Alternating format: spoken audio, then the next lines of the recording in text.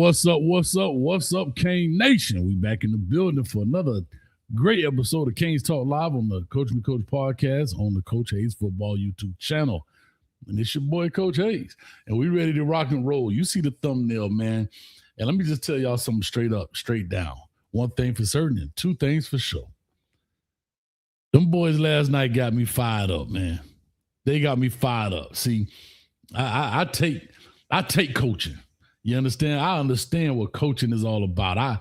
I understand coaching and I understand being coached. And them boys had me fired up, man. I watched the show last night, and then I watched that segment again this morning. What are you talking about, Coach? I'm talking about the team was on last night, man. We had probably about 7, 8 people on, kind of like a call. We're going to do it again tonight, man. We're going to have fun with it.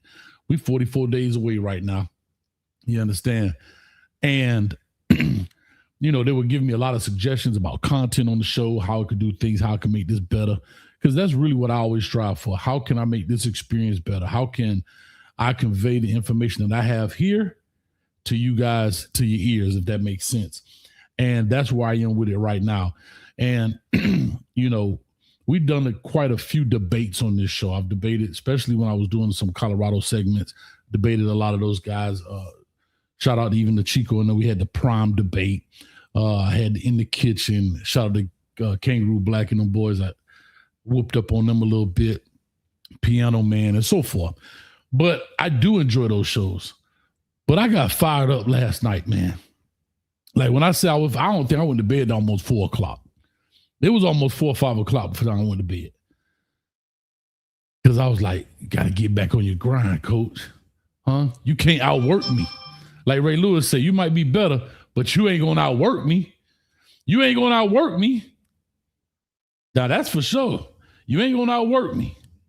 So, I'm sorry, I got to cut this phone down, man. This thing be tripping. So, with that being said, see, I'm getting outworked right now. Everybody else had their phone off. Tonight's show is about Show Me My Opponent. I'm calling out every Mind Me Opponent podcast who wants to smoke. Meaning, and I got a list of them right here. Shout out to the Chat GPT world. I'm still trying to get used to it. You know, I'm a little old school, but I'm making it work. They gave me a list of all the podcasters that are established for the opponents that we play outside of Central Michigan and FAMU. But I got a FAMU person I could bring on, man. Definitely. I don't know about Central Michigan. They some Chippewas. I don't nobody know what a Chippewa is. But anyway, I'm having fun with it, man. We're going to get into this deal. We're going to talk about it. Like I said, we've had the media days. We're going round and round. Everybody chomping at the bit for the season to get started. It's 44 days away, literally, and counting, as you see on the clock right here before we head to California and take on the Christmas trees. And speaking of Christmas tree, that's the name of their podcast, the Tree Cast. How original, guys. But, you know, I'm going to bring some cats on. My man Shaka already on the line. Let me throw this phone number up. Call in right now. We're finna open up this deal round robin, 862-799-9956. And we're going to go on here live tonight and see if we can get on these YouTube channels. I can email these people or get on in their comment section and say, hey, I'm looking for a debate, a show, whatever, hit me up. Let's see if we can go fishing today and catch some big fish, if you understand. But I'm going to get straight into it, man. You know, like I said, we 5 minutes into this deal, 48, 49 people watching. We are live on YouTube as well as Facebook, as well as Twitter, a.k.a. X. So make sure you go ahead and hit that like, share, subscribe button, notification bell as you are on your way in. Also, oh my gosh, I got to do this. I forgot to do it. Let me see if I can add this on here. Oh, here we go. Fantasy draft. Come on, man. Hayes, tighten up. No, Hayes, you got it, baby. Got to put the fantasy draft on here, man. So there it is. It ain't as big, but there we go. So I'll put it right about her. How about that? Right about there, just for the time being. So in the meantime, in between time, man, you see the fantasy draft is right here. You guys make sure you go ahead and join it. Had a couple of people join in last night. It's open to everybody. Like I said, I will put the information in the chat. You can definitely go ahead. Please make sure you read it. Please make sure you read the fantasy draft information. And the reason being is because there's some real important information up there. If you want to join, This information will be in the chat. I'm going to put it up right now. And I'm going to do a couple of shout outs in the building. It's probably going to come in 3 different parts, but that's okay. I'll post them all up here right now. First of all, there will be 3 levels to the league. 25 entry, get you 250. 50, get you 500. 100, get you 1,000. You can make your Zelle payments to Coach Hayes Fantasy. And I ain't talking OnlyFans. I'm talking fantasy football. Relax. Relax, y'all. All right? Also, make sure you put your email. Let me make sure I read this correctly. Be sure to put your email in the comment section, okay? If you don't, I do not know where to send the invite. If you get your invite, make sure that you check your spam. And I know Google has like focus folders now and other options. Check those folders first. If you don't see anything, then please feel free to contact me at coachhayesfootball@gmail.com and we'll hunt it down. Let's make it happen. Yeah, that's right. OnlyFans. That's what I get it down. I got a toe page. I was a foot model back in the 90s. Y'all relax. Take it easy. I used to model Buster Browns. Shout out to everybody in the chat if you know what Buster Brown's shoes were. But anyway, that's what it is right now. So make sure you go ahead and pop yourself in there. Make it happen. Yes, sir. I'm Max in the building. What's up with you, baby? How you doing? Let's go in the team. The team, we ready to get slap happy today. Let's do a little check today, man. Of course, the everyday hater, the pencil fight loser, right here in the building to the champion. Ant with the fire emoji. Appreciate him. Shock say sick him, coach. But hey, don't tease me with a good time. I'm ready for it. ONST, what's up, Hayes? I'm in your city. What's the spot? Oh, we gotta hit me in the Discord. Let's see what's up. Oh, Jay Grizz, you back. You might be a person I need to talk to. I need to find one of these Notre Dame podcasters that want this smoke. I'm ready. I'm like Janet Jackson. Anytime, any place, You know how it go. Anytime, any place. I even got an away jersey. I'll travel. Ain't no problem. I'll go to South Bend. I need one of these podcasters that you listen to, where you get your content from. They want some of this smoke. Ain't gonna be no craziness. Now that y'all relax. I know we from Miami, and y'all be like, Miami people, y'all ghetto. Man, you know what? Start the first slap off for the day. Shut your mouth. Now you will get slapped on the show, but we ain't gonna take no personal shots. We ain't doing all of that. Now, if you want to go there, by all means, we can go. I got GPS. I'll find you right where you at. You can go there. But that's not what we all about. We here to talk football, debate the game, debate the teams, debate the coaching, debate the legacy, debate the history, debate all that good stuff, and have a good time and call it friends at the end of the day, man. You know, but for some reason, and I don't know why this is, but after I debate people, they don't ever call me back no more. They don't ever like return my calls. They don't be my friend. And I think they take it personal. No, it just, you know what I'm saying? Like, this right here is not real, but it's not a real slap, but it's, you know what I'm saying? It got some funk to it, if you understand what I'm saying. So, with that being said, make sure y'all go ahead and help us out. Let's see if you can do that. Jay Grizz, let's see.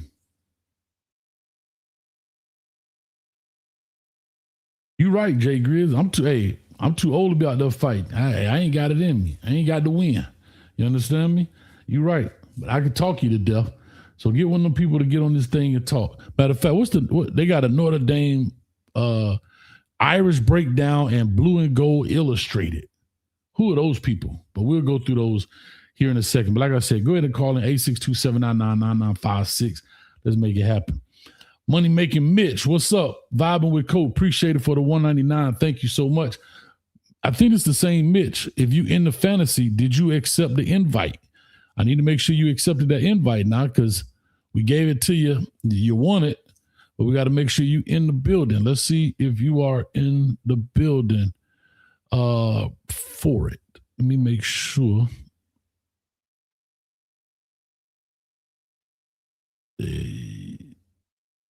I got to make sure you accepted the invite. So hold on, give me 1 second. Here we go. League. Not acting right. All right, here we go. Commissioner. Boom. Yes, I believe that's you. I got to put your email in there. I sent it to you. I'm gonna send it to you again right now, so you make sure you have it. Please make sure you accept that invite. If not, I'm going to get it to somebody else. I don't want to see that happen to you. But I do appreciate the 199. Thanks so much. Appreciate you, man. Chris, what's up with you? We in the building. We good to go. Let me see. I guess it's Dearest Stringfellow. I want comment highlighted. Okay. I got you. No problem. Let me see. If we was on the gridiron, though, I'll let them pass. So they talking for me back in the day. Okay, I get it. I get what you're saying. I guess. But anyway, we rocking and rolling in the building. Appreciate you, beloved Sandworm. Still ain't get your stuff.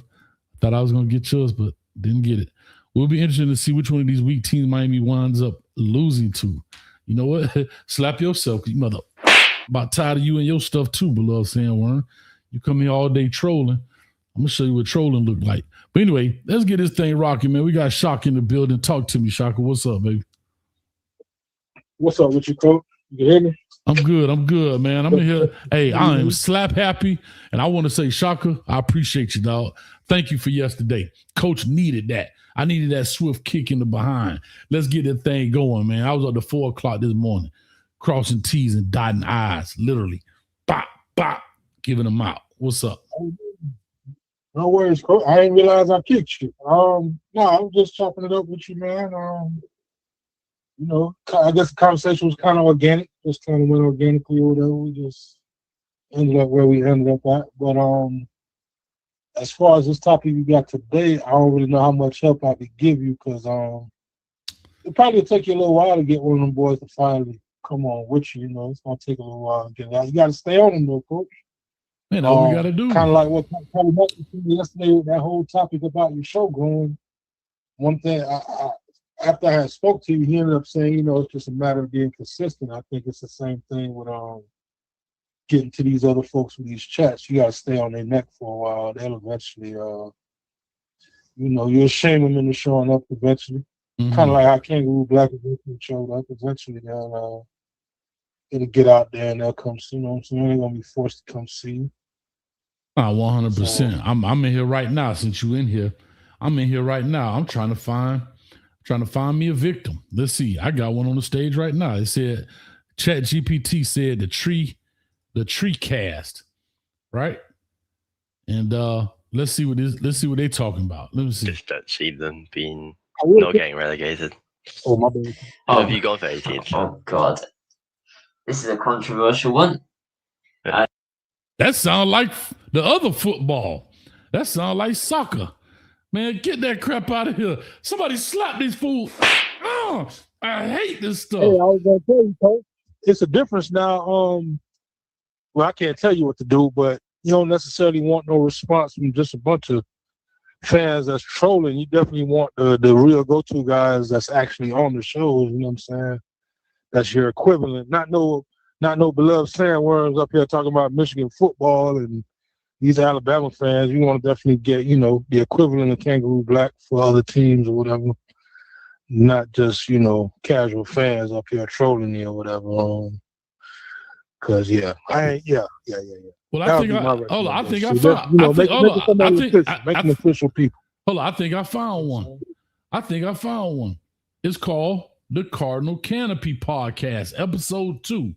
2 months ago. That mean they fresh and ready to go. So here's what I'm gonna do. Let's click this and see what these guys talking about, man. We're gonna hear all that, man. But he had an amazing energy and was a really, you know, joyous dude and had a positive impact on those that were around him. I feel very lucky that I got to know him. And so I just want to send my love. One of the reasons I was voted captain is because I was very coachable and I listened and I've got insight. I've got connections with people that are negotiating. Yep, that's easy work, Shop. We gonna work them boys over. We gonna work them boys over. Anyway, the New World Order. That's what the name of this show. Okay. All right. We're gonna see what's up, man. I need to get Andrew Luck on here so I could give him one of these right here. You mother.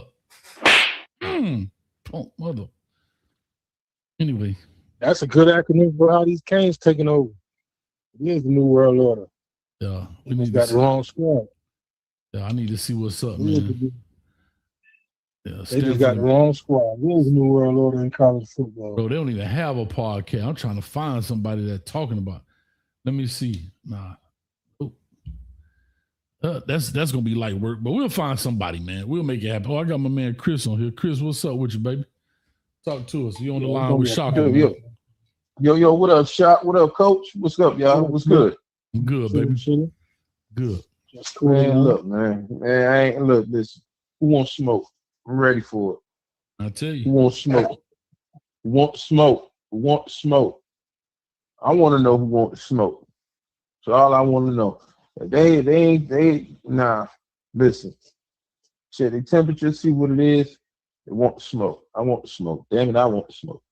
I've been itching all day. I've been waiting on this. That boy, I'm waiting on this. I was just gonna interject that I ended up having to get off late last night. But what Cali Mike was talking about, Cali Mike, in my opinion, a real Miami historian, he always got some real solid points. But that part about the whole schedule thing, everybody always talking about, we don't play nobody. Man, at the end of the day, bro, as long as, like last year, if you asked me at the playoff run, we had the hardest playoff gauntlet out of any of the teams, bro. When you go through A&M, Ohio State, Ole Miss, and you come within a less than a full touchdown and beat Indiana, I mean, there ain't no tougher gauntlet than that. So all that we play early in the season don't really matter, man. Yeah, as long as but then you went to A&M on the road in the playoffs. As long as we handle our business in the playoffs, none of that mean it don't matter. You know what I'm saying? Yeah. But here's the thing too: we also went to Texas A&M on the road. You know what I mean? So we were the road warriors. Yeah, for sure. Yeah. If you beat the best teams down the stretch, none of that really matters, man. It's like all that talk about the big bad Big Ten and the SEC. But at the end of the day, if we beat you in week 13, week 14, week 15, nobody cares what conference you come from, bro. We beat you. True story. And we beat you at the end of the season when you're supposed to be your best. So what are y'all really talking about? At the end of the day, we beat you when you was, you know what I'm saying, at the peak of your finest form or whatever. We whooped you. So it ain't really nothing. It's pointless. I don't really understand what they're talking about. Listen, I'm all for it. Matter of fact, real quick, Jay Grid says, what do you think? When we beat Notre Dame week 1, it's, y'all beat them week 1, and it was better later on. And then when we beat those teams I just mentioned the last few weeks of the season, now all of a sudden that don't matter. Which one? What is it then? Right. Can't have it both ways. Hey, yo, Shaka, you know why it don't matter? Because it's us, bro. Had it would have been anybody else from any one of them other bum-ass conferences, they wouldn't be talking about that. Okay, and I'm going to just be real with you. If it's Miami's name on it, it's our U, it's our logo, it's our brand.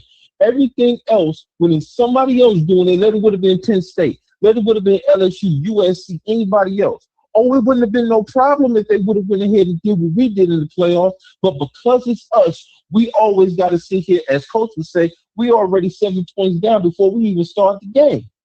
You feel me? It's always been like that, and it's always going to be like that. You see what I'm saying? So, listen, I wouldn't have it any other way. Because I'm going to tell you right now, nobody wouldn't be sitting here talking about no damn ACC championship. We would have won in that. Nobody wouldn't be sitting here talking about it. 100%. Nobody. That's fact. You know who I thought about? Andrew Luck and Richard Sherman. Yeah. Oh, Richard Sherman. I forgot about Richard Sherman. Might get him on there, man. Yeah. That boy gonna talk about, you mad now, bro? You mad now? He gonna do me like he did. Who was that he did? Was it Tom Brady? Wasn't it Tom Brady he did like that? What do you say, you mad now? What? Oh, I guess. I don't know. He did something. Who did? Talking about Richard Sherman. Remember Richard Sherman? Who the quarterback face he got in? I think that's when he played with Seattle, ain't it? When Richard Sherman played with Seattle? Yeah, but I want to say it was Tom Brady. You mad, bro? Is an infamous trash talking phrase directed at quarterback Tom Brady. Yeah. I thought that's what it was. Yeah. Oh. Yeah. He gave him that work, though. I ain't gonna lie to you. He gave him that work. But yeah, man, like I said, I look at the Hurricanes, man. I look at the schedule, to the point where it's kind of like round robin talk. And, it's it's kind of like shout out to Willie D. You know Willie D. I don't know if you watch his podcast. At the end, he always be like, "No more talk." It's no more talk, man. Hey, I got to find 45 days or 43 days now and some change to get ourselves prepared for this, man. And I'm just ready for that kickoff. I'm ready for that first week of football. I'm ready for all that good stuff, man. Like everybody else is. You know what I mean? Yeah. I just, golly, bro. You know. Yo, Coach, this is our revenge tour, man. This is our revenge tour. We got to run it back. There's no excuses for nothing. We got the weapons. We got the quarterback. We got the coaching. We got everything we need. Mm-hmm. There's no excuses. There's no excuses for nobody. And ain't nobody going to give us none. Oh, y'all was so good last year with the woulda, coulda, shouldas, and this. We'll run it back. Now, we're going to sit here and we're going to see what's going on. Now we're going to see what it is.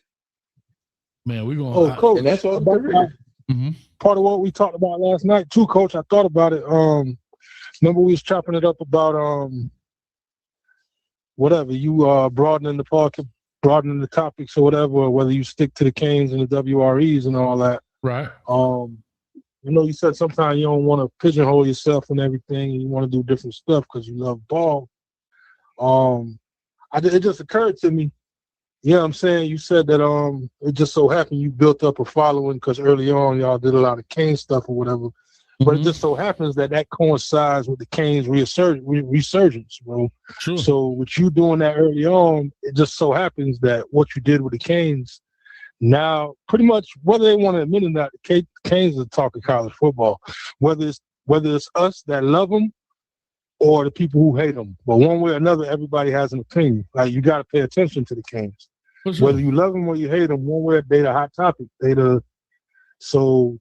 You focusing on that team, it lines up with the team rebounding and coming back to what it is. And either people want to see the team fail or us who love them, we want to see them win. But either way, the team to be talked about. So long story short, you picked the right team. It's good timing. It lines up, you know what I'm saying? So hey, the moon and the stars line up. Glad we ain't Stanford. You understand me? But no, but with that being said, damn Christmas tree. Yeah. I'm just real quick. I want to say this. Shout out to Ryan Nolan. So it was good and ready to get back in that fantasy league. Yeah, I just put the information up there. If you got the old information, you can use that, to be very honest, since you're already in it. But anyway, however, here's the latest information, Ryan, if you're still listening. It's right here. I got it in the chat. So go back through the chat. You'll see it, give you all the directions. And then I'll probably post this on Twitter as well for people that want to jump on in. And you definitely can make it happen, man. But yeah, man, we having a good thing, bro. I'm just,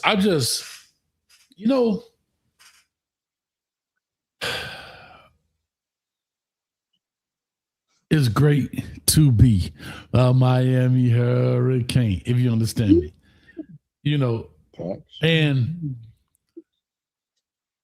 And dog, when them boys run out there, man, and they represent the crib, and that's the thing about Miami that's so different than most places. I've said this before, and some other people, whatever. I don't care about what they say. Matter of fact, get slapped. I'm slapping people today. Matter of fact, I make sure my insurance paid up so I can go to the ER, tear my rotator cuff tonight. Let me tell you something. Crazy, bro. When these cats, like people don't grit. I don't think a lot of people outside of Miami truly understand why the fans are the fans of Miami. I don't think that. Now, I think there are different sets of fans for different reasons, right? For example, me and Shock, we from the crib like a lot of people. But then you got people like Chris on here that's not. So his true reason for being a Miami Hurricane fan may be totally different than ours, right? And let me just say this, and I don't mean to downplay, and please, Chris, correct me if I'm wrong. And Shock, you please correct me if I'm wrong, or if anybody else speak up. But one, it represented the crib, first and foremost. Second, we were rooting for the people that we knew growing up. Lord have mercy. Slap yourself because you're messing up the English language. We were rooting for the people that we grew up with. You understand? We were rooting for the guys when we looked out there and saw D Brown, who stayed 4 houses down around the corner. When you looked up and you were rooting for the neighborhood hero, kind of like you seen with the Malachi Tony situation today, the no haircut Nick you seeing today. You know what I mean? You're rooting for the Antrell Rolls, the Taylors, all of these cats, man, the Sean Taylors, you know, that came from here. And then again, we brought some guys in, right? Like the Ed Reed out of Louisiana's, or maybe the Calais Campbells, I think, out of Denver, and so forth. I get that.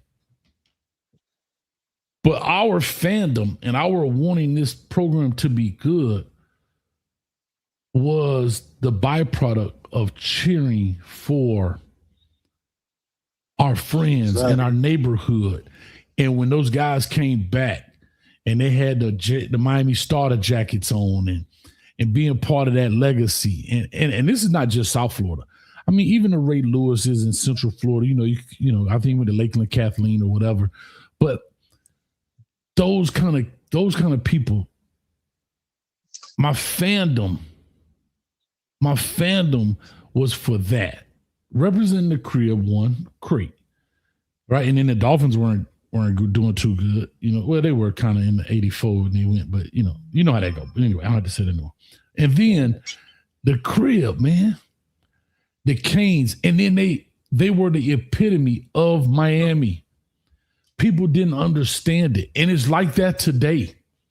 When I started coaching, fellas and ladies, I would go to these camps. I would go to, you know, Alabama and Clemson and Penn State and wherever, Texas, all these different spots. Our players moved totally different. And a lot of them weren't even the top of the top in the country. But their confidence was off the Richter scale, boy. Like that skipping line to get as many reps, that was a common practice with Miami kids, right? Like if my mama had to scrounge up the $150, $200 to go on this trip to get me to Tennessee, I'm not finna wait in line for no reps. I'm sorry, Timmy, you got to wait. And if you buck up, you might get that eye dotted. Because guess what? These 3 or 4 extra reps I'm cheating you for might be the difference in me getting a scholarship or not. You understand? Like, so I'm saying that kind of attitude and behavior was mirrored for the Canes when Jimmy let them dance and be who they were. And you understand? And you got Highsmith telling I ain't scared of you, bitch. Like, you know what I mean? Damn a Bosworth. You know what I'm saying? Like, man, like, those were the neighborhood heroes. And here's the funny thing. I guess this is a pause moment, but these were famous people and heroes that we could touch. They weren't bigger than life. They weren't like a Miami Dolphin, Dan Marino, where we only saw him on TV and you never saw him in the city. You saw Andre Johnson in the Bajas. You Ray Lewis, Marlon Barnes. Yeah, because they grew up from here. Because they grew up in the city, they had to come back to the city, just the same way you see Malachi Tony today. Now, of course, he has way more money than those guys had back then because of the circumstances, but our kids could see and touch Santana Moss out of Carroll City, right? Could see and can touch, you know what I mean? Edrin James and Immokalee. They could see and touch Frank Gore coming out of Coral Gables. So it wasn't like they were just famous and they would represent our team and we never saw them again. They walked through the hoods, baby. You know? I just had to get that off my chest, man. I'm sorry. I was bloviating, as E. Brown said, but I think it was well worth it. No. Hey, Coach, my bad. Man, well said, man. You talking that talk right now, because that's so true, man. Facts. I mean, the whole Dave Brown, yeah, for real, from Michael Barrow all the way down there in Homestead, the dudes from Shot Ridge all the way up to Kansas City, Broward, Palm Beach. Yeah, there was they're a real representation of the area. You know what I'm saying? Like, especially in them Orange Bowl days, Coach. That Orange Bowl was different too, and it was you had the skyline in downtown. That opening in the stadium, it was just a vibe in there, man. It was just Miami for real. Also, to your point, Coach, I just want to interject this real quick. You made me think of something, man. A few weeks ago, I said something in this chat, kind of like what you're talking about. I typed it in there, and I had said something about the Canes being like the closest thing from a PWI, like we the closest thing to as far as the energy and the vibe of an HBCU. And folks was in the chat like, how you know that? But I challenge anybody out there across the country as far as any of these college football teams that's not an HBCU, the U is the closest thing because obviously it's not an all-black school. But like when you in the stadium, like back in the Orange Bowl days, and when you in our stadium, it's so multicultural. Like the other day, if I'm not mistaken, Coach, you was just talking about I can take that. It's everything from there's dreads in there, Zoes in there, Cubans, Nicaraguans, Venezuelans, white folks. It's just a different vibe from any of these other college programs. But when you go to these other college stadiums, it's pretty much rednecks and country black folks, and that's about it. That's where it stops. You know what I'm saying? But here, it's like energy from all these different kinds of people. It's a different type of. It's different than anything else in college. It is, man. Yeah, people try to argue that, but it's true though. And the reason I say that is because it's what makes Miami so different. And like I guess I'm gonna kind of go say it again, but we don't have a large fan base that are students, right? 90% of our fan base did not matriculate at Miami. We are truly a community fan base. Like, you know what I'm saying? Like, you think about it. We got 13,000 students. Florida State got 50,000. Florida got 60,000. Ohio State got 70,000. And if you multiply that over the years, I mean, we talk about Indiana, 400,000 living alumni. I didn't know that. Wow. But think about 400,000. That's 500,000 people living alumni. So those schools generate a lot. And then, of course, then you have your other fans. But for us, I'm telling you, outside of Alex Dano and I'm trying to think. Maybe your boy went there too. What's my man from Kane's Insight? D Money. Maybe. Outside of them two people, I told you I ain't never been on the campus. I've been at the Heck Center. I've been to Green Tree. I'm just saying. So the people who are fans, the majority of the people that are fans are not even alumni or students. And that's why this is why I always say what I say. And I know some people may get offended when I say it, but I really feel it's the truth, that I feel that the university is obligated to do more in our communities, because our communities is what helped build Miami through its fan base, I'm saying. You get what I'm saying? Yeah. Because without our fan base, guess what? We'll be FIU in the stands. Right. I mean, if you really think about it, without the community, without that,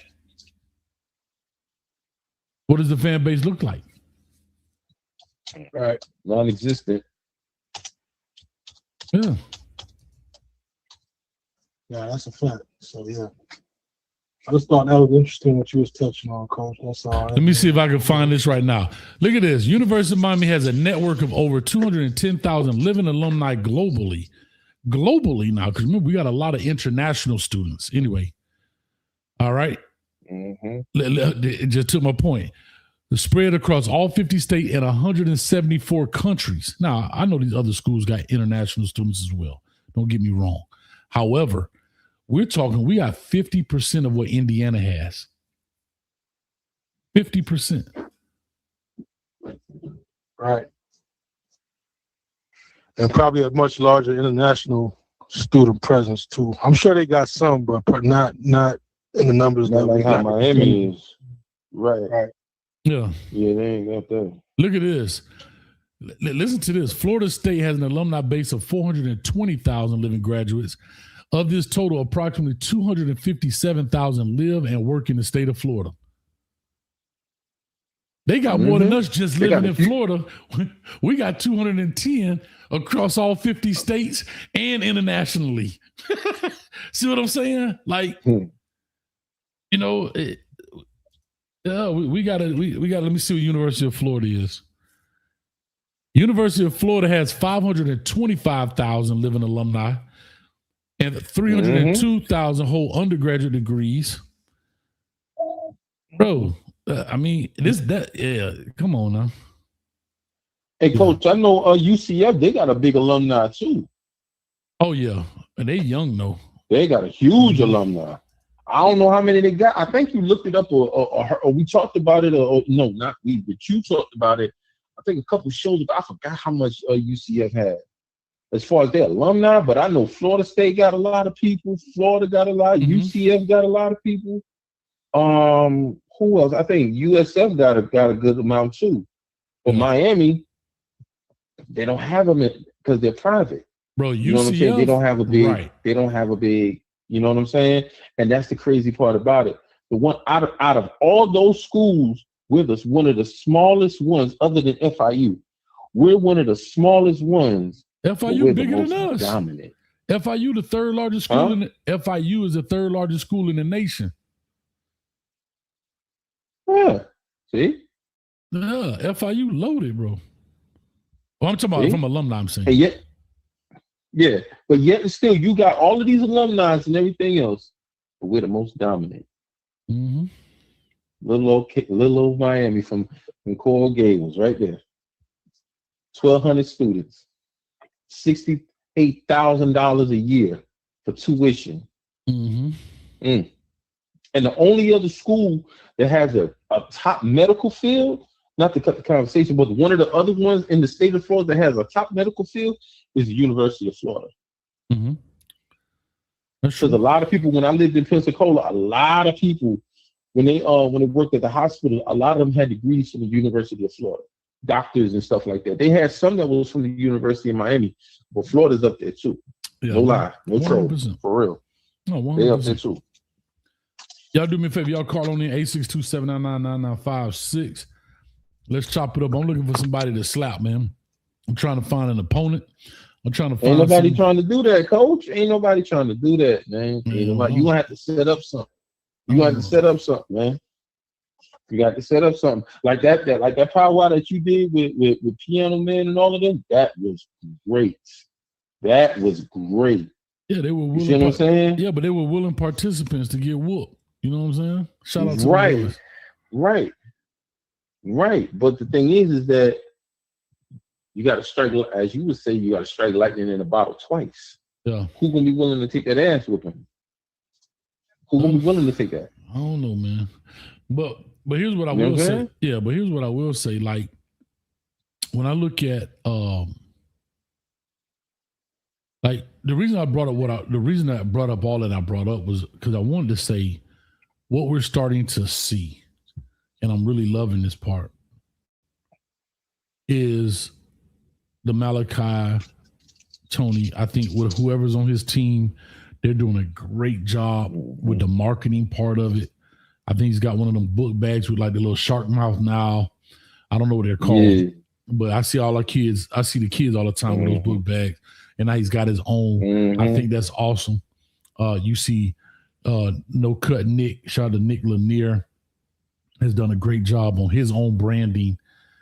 And like I said, these guys become hometown heroes. And I'll just say this. I have to be as honest.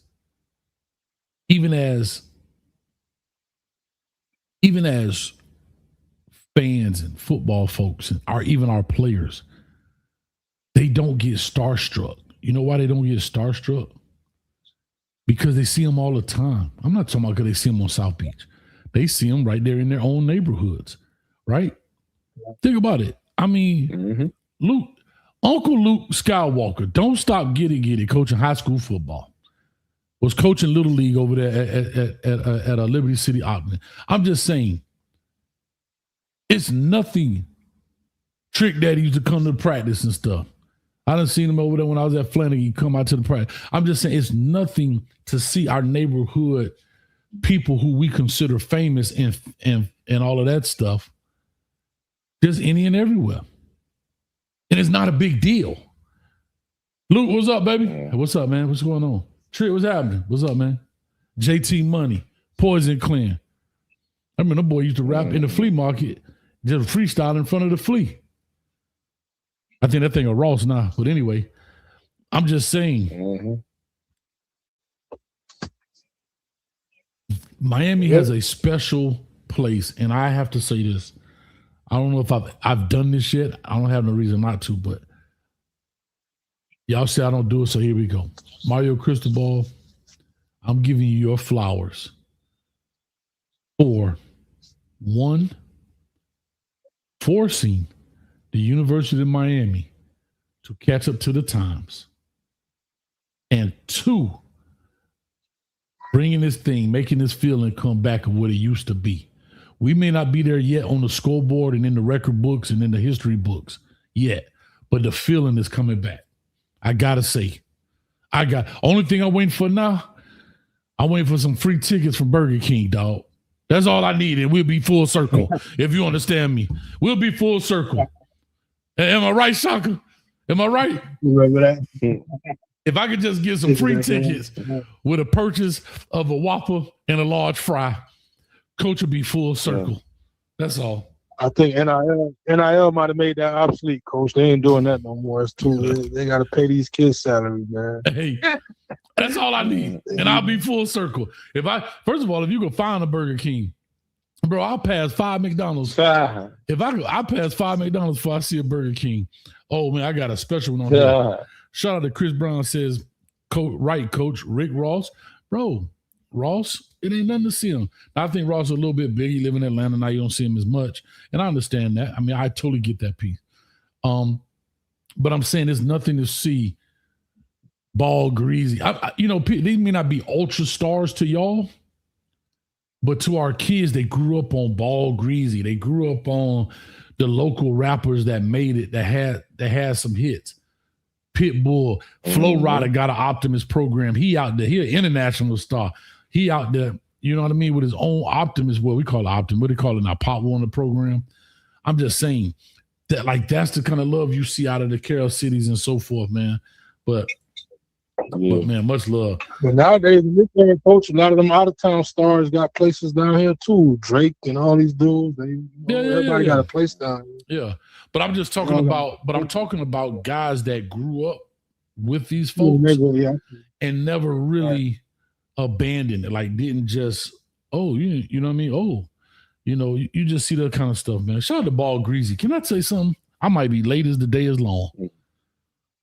But I just heard a song from Ball Greasy. It's called A Crib. Man, he got a Jason Taylor jersey on. Have y'all heard that? Don't know. You might have to play it though. Man, I might. Hey, I know a little bit of it. Well, I'm finna go ahead and get copyright today. But but before I do that, y'all got to know what I'm talking about. Man, that thing ain't that right. He talking about, the crib, boy. Hey, Coach. Yeah. My bad. Yeah. I think everything you're talking about, you got to just. I think that's part of the hate too, because now that I think about it, man, along with all the other stuff you said that make the place unique, as far as the school and the football program, it's the only football program I could think of in college football that reached the levels that we've reached. That's actually named after a city. Where you got University of Cincinnati. But there's very few schools in college football that's actually named. Most of them is University of Florida, University of UCLA, Tennessee, Michigan, Alabama for the state. I get you. But it's the only place that's reached prominence that's actually named after a specific city, and we dominated. So that makes people hate. Because it's like even people in North Florida and Central Florida kind of hate it because it's like it's specifically it's named after a city, not the entire state. You know what I'm saying? So, like you got USF, it's not the University of Tampa. Right. Exactly. Right. I got what you're saying, Shaka. You got a damn good point there, bro. You got a good point there, bro. I'm trying to think. But you're talking about real prominence, though. But to your point, you got some point. Like, let me see.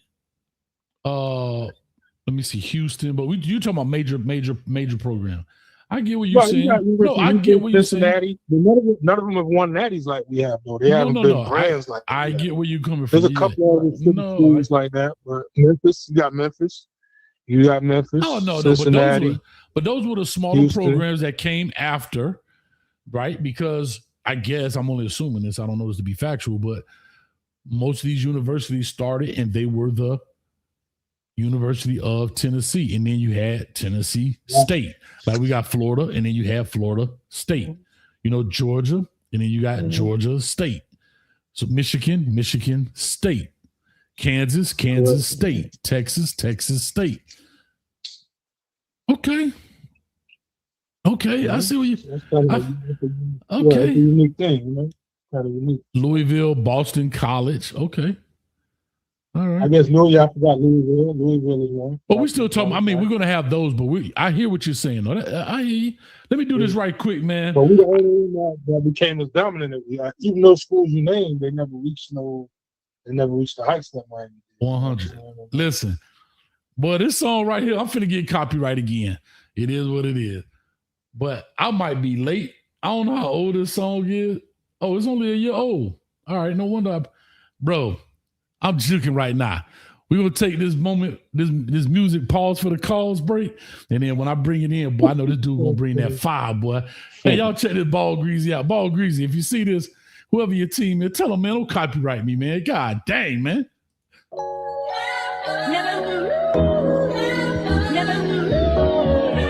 Never knew, baby. Talk to us. Never knew love like this before, Shaw. Stick, ride. I thank God for the 305.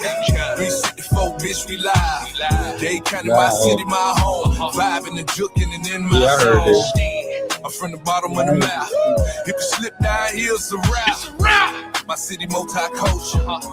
Even though we act bipolar, Americans, Spanish, Haitians, Jamaicans, Bahamians, Arabs, Indians, and Asians. Candy paint on the dome. Trunks full of funk, big Cuban link chunk. Home of the sunshine. One time for your mind. You fine. You could go anywhere in the world, but it ain't no city that's like mine. I ain't never flew a love like this before, baby. All right.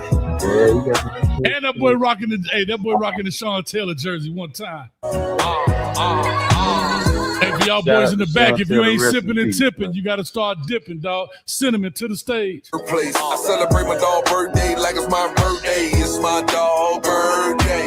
It's my dog birthday. The hard times what made me a hustler. Bad that we don't fuck with busters at all. If you ain't spending no money, then a big booty bitch ain't fuck. She ain't doing it. I done been over there.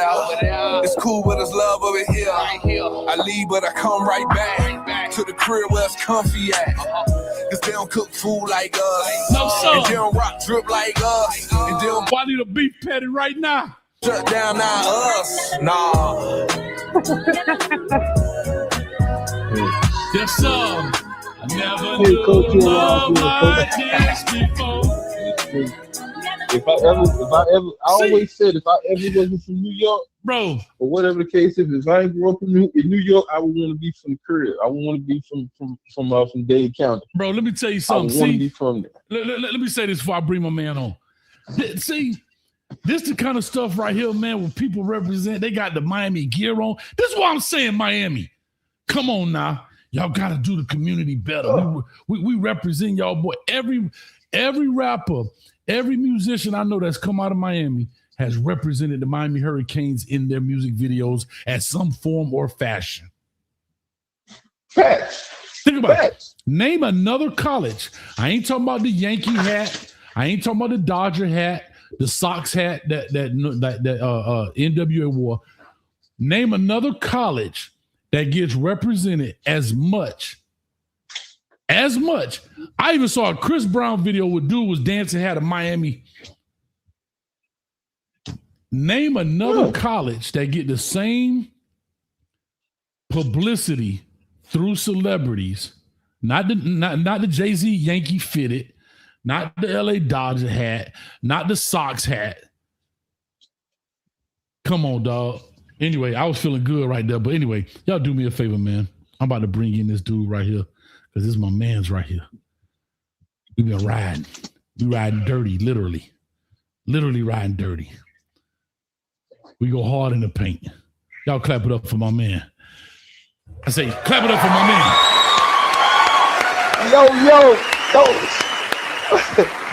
Boy, you got me riding, baby. Can you hear me good? Brown in the building, baby. What's up? I'm feeling good. I'm ready to Come on, baby. I'm ready to slap something. Hey, slap some. Listen, slap anybody wrong in the chat, man. That ain't ready for 2026, 2027.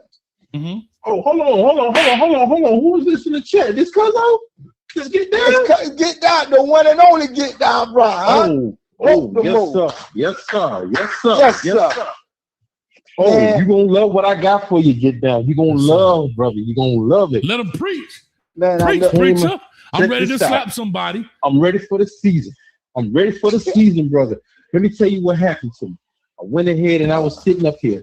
I'm a diehard Hurricane fan. I got the hats. I got the cup. Yeah. Hell, I even got the tattoos. You know what I'm saying? But the one thing that I was missing, the jerseys. Check this out. You gotta be kidding. On my hanger right now, I got my past and my present. Right now, I got Cam Ward. I got Mark Fletcher. I got that. But I gotta go back home. If I don't know I gotta know my past in order to know my future, correct? So check me out.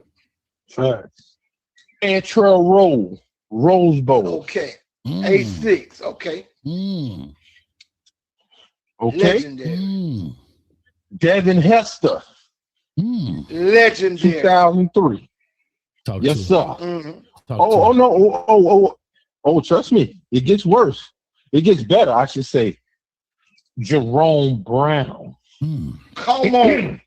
Cuzzo, rest easy. Yeah. And God bless him. And I wish that he should have been in the Hall of Fame and he should have a real statue out there in daggone Washington right now, my man Sean Taylor. And it was so significant, I had to get two of them. A home and away. Wait. Oh man. That boy went deep. Hey, he got And when we got robbed with this brother right here, this man right here should be in the Hall of Fame too. If he's not in the Miami Hall of Fame, he should be in the Hall of Fame. Number 2, Willis McGahee. Yes, that's sir. good, man. Yeah. No, that's love. Now here's what I need you to do. Hold on. Here's what I need you to do. Get up, Brian. Get down, Brian. Because speaking of this, man, like I said, man, we had Leon Cersei up here not long ago, man. He started his own cigar brand, man. He was at a cigar bar right here in Central Florida, man. So see if we're gonna do some more work with him. Wow. But here's what I'm gonna say to you. Get down, Brown. Been a King fan since 1983, the year of our Lord. Yes. What I'm gonna need from you, sir, and I know you're a man of the cloth. Yes, Lord. Yes, sir. If you don't mind, I would like for you to put on your green and orange robe. That fake person that said they got their doctorate around here. I forget her name. She got it off Amazon. Shout out to her. But anyway, neither here nor there. So my Dr. Brian coach? Yeah, Dr. Brian. Dr. Brian. But with that being said, much love to her. But what I will say is, get down, Brown. I need some healing on my surgery. On my shoulder, and I think I might need surgery. If you don't mind, I would like to try to see if I could work it out and slap a couple of people through your preaching tonight. If you don't mind, could you lay down the smacketh downeth amongst these people's faces? If you understand what I'm saying, as I look at the Christmas tree, as I look at the Christmas trees of Stanford, as I look at the Seminoles of Tallahassee, as I look at the Lucky Charms of South Bend, as I look at the Pitless Lions of Pittsburgh, when I look at the old man robbing the cradle of North Carolina, when I look at when I look at the what in the world is a hokey hey from the Virginia Tech people, you know, when I look at people like, I ain't never seen a blue devil, Lord, but I've seen a real one. You understand me? And they call them Duke, and they say that's a smart school, and they don't even know the color of the devil, Lord. And then when I look at a place like North Carolina State Wolfpack, and the Wolves ain't even in North Carolina, they in the Midwest. These people just picking mascots for any dang on reason. What I need from you, sir, is I need the word. I need the word of, if you understand me, the word, the book of Hurricane, chapter 1, category 6, please. Thank you, sir. Let the slapping begin. Thank you. After the rundown, coach. Yes, sir. All I can say, I hope everybody on this schedule, from the Christmas trees to the soft cinnamon rolls in Tallahassee, to the hocus pocus Virginia Tech Hokies, to the Pitless Pittsburgh Panthers. Yes, sir. I hope they smell what the Canes are cooking, in the words of the great Dwayne "The Rock" Johnson, number 94 of the 1992-3 season. The Hurricanes are cooking up the 6 natty that we left on the table. Wow. Unfinished business. Wow. Now, My bad. Let them cook. Please let them cook. Now, coach, let me cook a little bit, because I missed the reunion last night. They said you had everybody lottie-dottie at the party at the same time, and everything was out of control. Huh? I was out of control. But tonight, yes, sir, you was out of control. Get up and get down was out of control. My Uncle Ibrahim, he's still doing the Tootsie Roll backwards with no feet on the ground. He ain't got no feet on the ground. Yes, sir. So coach. Yes, sir. If we don't have 66 points against the Christmas trees, and they only have 3, and they don't have but 3, I'm gonna be pissed off by the time we play them FAMU Rappers on Thursday night. Huh? Talk to me, preacher. And I just got one thing to say to everybody on the schedule. Huh? I hope you got Vicks vapor rub around your nose. Can you smell what the Canes are cooking? Yes, sir. Oh, yeah. And I'm dropping the mic. I ain't gonna be selfish. Hey, tonight. Preacher Brown. I'm in the dugout. Oh, yeah. Preacher Brown. My shoulder, my shoulder is delivered. It is delivered. It's delivered? Yes, sir. There you go. My shoulder go is delivered. Oh. Go slap somebody. The Yes, first sir. person with Christmas colors on. Yeah. Yes, sir. That's all I got to say. Guess what? I'm gone. You good? I'm good. Well, yeah. Most people get Tommy John surgery. I got get down Brown surgery with the word. Huh? Thank you for reading from the book of Hurricane, chapter 6, category 6. Thank you, sir. And I appreciate it. Yes, sir. Yes, Lord. I'm in the dugout if you need him. Go, Kane. We open. We here. It's open. It's an open line. We got my man back in the building. I believe this is him. This 2006 Kane in the building. Talk to me. What's up? What's going on, Coach? Man, we good to go, man. I hope you felt that. Did you feel the word of the Hurricanes moving amongst your eardrums? Yes, sir. I felt that, man. That was real shit. Mm-hmm. Can you feel it? Can you feel it? Can you feel it? Show me some moves. Listen, we ready. I'm so excited. Listen, that might get cut up 35 ways from Sunday. Listen, I'm so excited, man. I'm trying to find me some haters, Kane. I'm trying to find the opposing podcast so I can give them this verbal judo. So I can put them in a Category 6 hurricane. They come out and they got morning hair. I'm trying to find a way to punish these people.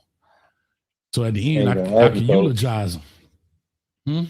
It ain't gonna happen, Coach. It ain't gonna happen, Coach. Why? They don't want no smoke, Coach. Come on, man. Right. You think somebody willingly? You think somebody's willingly gonna be led to the slaughter? Sober? Come on, man. They ain't nah. Hey, my bad, y'all. I know I did. Hey, I know I got my time in earlier. I just want to interject on something Chris said a little while ago. It's open. Not to get too somber, but you brought up Sean T. So one time, RP to all the Canes we lost, bro. I'm gonna try to remember everybody I can. So RP Sean T. RIP Shane Curry. Y'all probably don't remember Shane Curry. HB Blaze. Which one of the Blaze brothers? Damn. Al Blaze, rest in peace. Rest in peace, Cortez Kennedy. All the boys, man. Marlon Barnes. One time for Marlon Barnes. What's up? Yes, all them boys, Chris man. Campbell. All them boys. Chris Campbell. That's a fact. Yeah. All the ones we lost, too. I just want to put that in there, too. Yeah. That's only Brian Patter. Brian Patter. Most definitely. Jerome Yes, Brown. sir. Shout out to them people, man. Jerome Brown, Yes. of course. Yes, sir. Yeah, Akeem Jolly. And Akeem Jolly out of New Orleans. Yes, sir. Hollow Jolly. Yes, sir. Yes, sir. That's awesome. Once a king, always a king. From the womb to the tomb, it's all about the youth. Hey, Yes, Tyrone Moss. Tyrone Moss out of Moss. Ely High School. Yes, sir. Sir, Tyrone. Listen, real quick, and I appreciate that, Shaka. Thank you, man. That's awesome. On the for real. But I knew if you put the cheese out, the rats would come. And here go one right here. Tied to the natty. If anything, the Canes will fade with Beck gone. That was y'all best chance. Please don't speak for a second, y'all. I just want to let y'all know how influential Coach Hayes and the team is, because you got these talking heads out here, right? Like Stephen A. Smith and Paul Feinbaum. And y'all remember what I said about Kalen DeBoer at Alabama? Y'all remember I said he's a good coach, just not the right coach. Well, for some reason, I'm finna file me a copyright infringement suit on my words, because this dude is getting paid a lot of money stealing my IP, my intellectual property. Listen to this dude talk. Listen to what he says at the end here. This is Paul Feinbaum for my listeners. Which was total trash and should have fired his coach. He lost to Oklahoma and home. Yeah, he won a playoff game. He also was down 17. Oklahoma had a 17-0 lead and completely choked the game away, as Stephen and I both remember because we were talking during the game. But let's not get carried away with DeBoer. He's an excellent coach, but is he the right coach at Alabama? And Stephen A., I think you know the answer. My God, did you just hear what he said? Yes, he did. He just stole my words. Had a 17-0 lead and completely choked the game away, as Stephen and I both remember because we were talking during the game. But let's not get carried away with DeBoer. He's an excellent coach, but is he the right coach at Alabama? And Stephen A., I think you know that. I gave him credit as an excellent coach, just not the right fit. I said that 2 months ago. You said it, coach. You said it. I'm going to court right now, Fifth Circuit Court of Florida.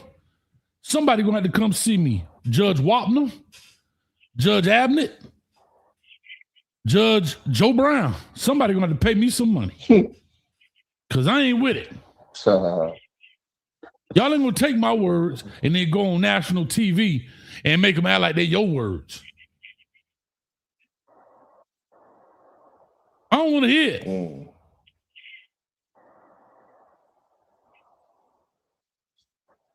Look at this. The boy won. He should have. He had a Ferrari. We had a Pinto, 1976. Matter of fact, Get Down Brown still driving it today. Yeah. He just dropped that new engine in the door, coach. Oh, my bad. Cuzzo dropped that new engine in there. He got that 454 on that Pinto now. He got the dually pipes on there and everything. He done cut out the back, made it wider, made it a wide body so it can fit that 454 in there. He done cut some stuff out of there. He done rewired everything. Oh yeah, he's running now. And it's a chrome engine. Matter of fact, E. Brown designed it. Yes, he did. Shout out to Miami 2 Hurricanes 29. What's in the cup, Coach? That cane juice. You better know that thing be biting too, boy. Better get you some. Just biting like mosquitoes at a barbecue. I'm telling you. Yeah, you, Coach. Y'all better get you some.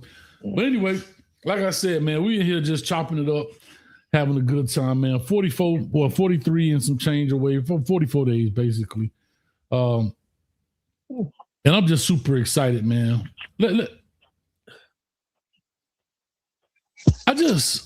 I want to hear from somebody else. Let me ask you this real quick.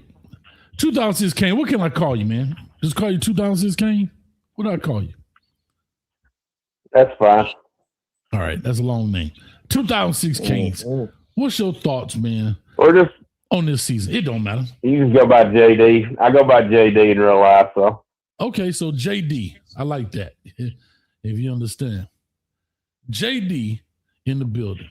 JD, what are your thoughts coming up on this season? I want to hear from you. Like, what are you looking for? What are you not looking for? What are your expectations? And I ain't talking about just, win the natty.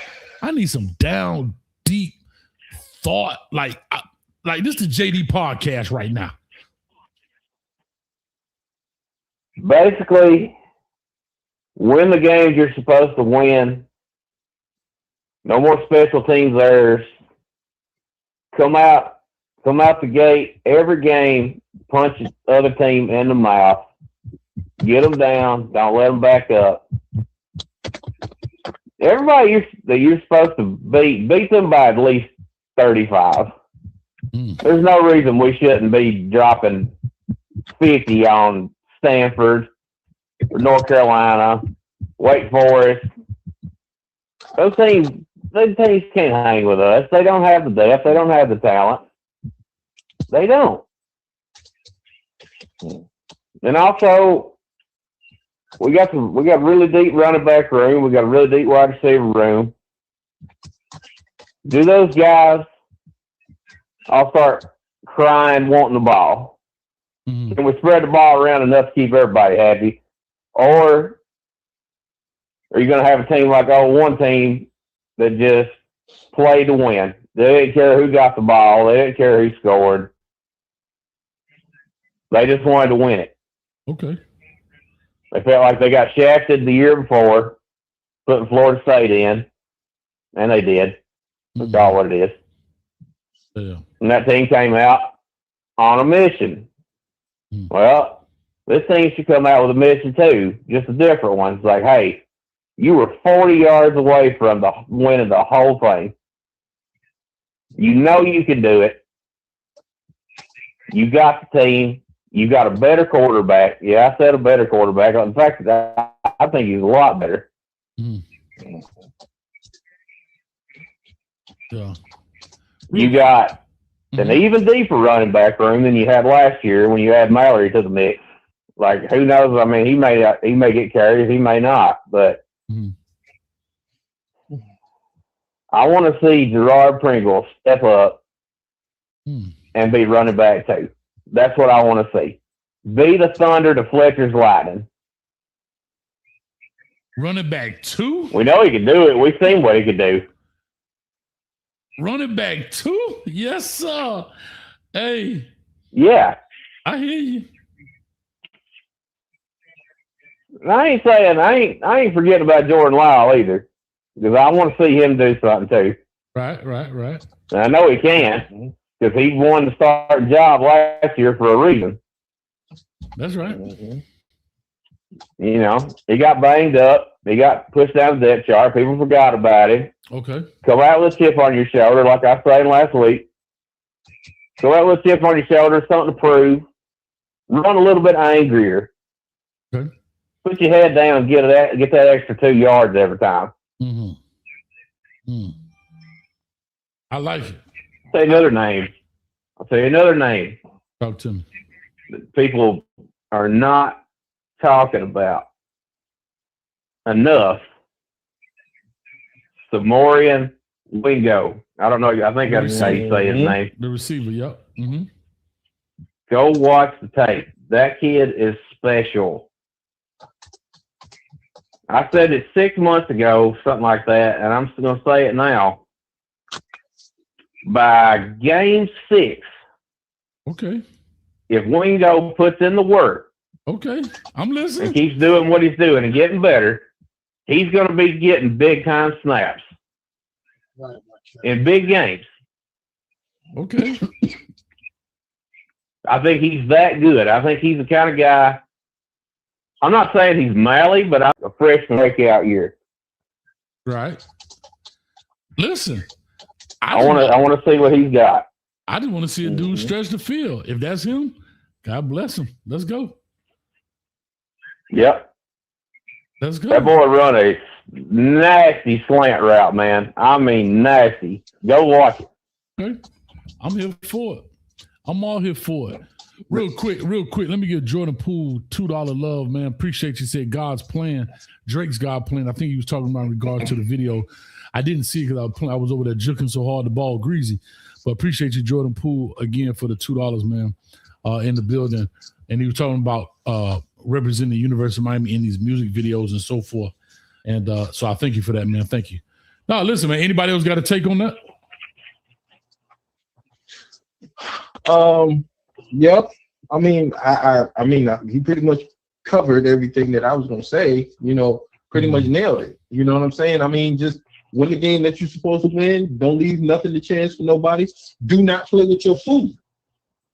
Don't play with your food. You know what I'm saying? That's it. No more SMU. Look, do like the old shirts used to say: arrive, raise hell, and leave. Plain and simple. Yeah. If you know, you know. That's it. No more, no less. Straight cut and dry, my dog.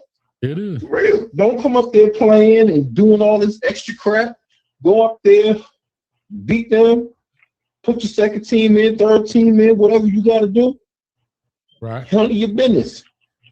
Don't lose games that you're not supposed to.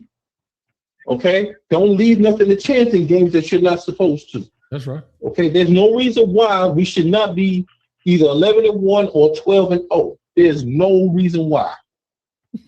No reason why. Zero. Yeah, I don't There hear is it. no excuse. Because I'm telling you, it's too much talent on this team, and then we've reloaded talent. Not only do we have Malley, now we have other choices now. Okay, now we got other choices. Everybody was worried about the offensive line. They had no problems with the offensive line. That's remained to be seen because we did lose a lot. Defense too. Right. That remains to be seen. Right. You see what I'm saying? But I got to see it on the field. Yes, I want the team to win, just like everybody else. I'm a diehard King, just like everybody else. Mm-hmm. But I'm not one of these fans that's going to sit here and think we're just going to run the table off of sight unseen. We got to see what happens when we get tested. What's going to happen when we do get tested? What about if we don't get tested until Notre Dame? What about if we don't get tested until a first game? We want to overlook Stanford. We're going to overlook the Christmas trees. But what about those Christmas trees? Give us something for them to recognize. Then what we going to do? You know what I'm saying? You got to play every game to your 100% potential is what I'm saying. I say all that to say. Coach Cristobal's been preaching that. Yeah, Coach Cristobal's been preaching that. He said 1-0 every week. Because it's them. Right. You just don't take off just because it's them. We not doing that. We're not doing that. We're not playing the type of games because when you do that, when you take plays off, when you take games off, when you don't do what you're supposed to do, you miss your assignments, you do all of that, you get what happened with Louisville. You get what happened with SMU. And you get what happened when it happens with Indiana. That's what happens. Okay? When you don't do what you're supposed to do, when you let your foot off the gas, keep your foot on the neck. Do not let up.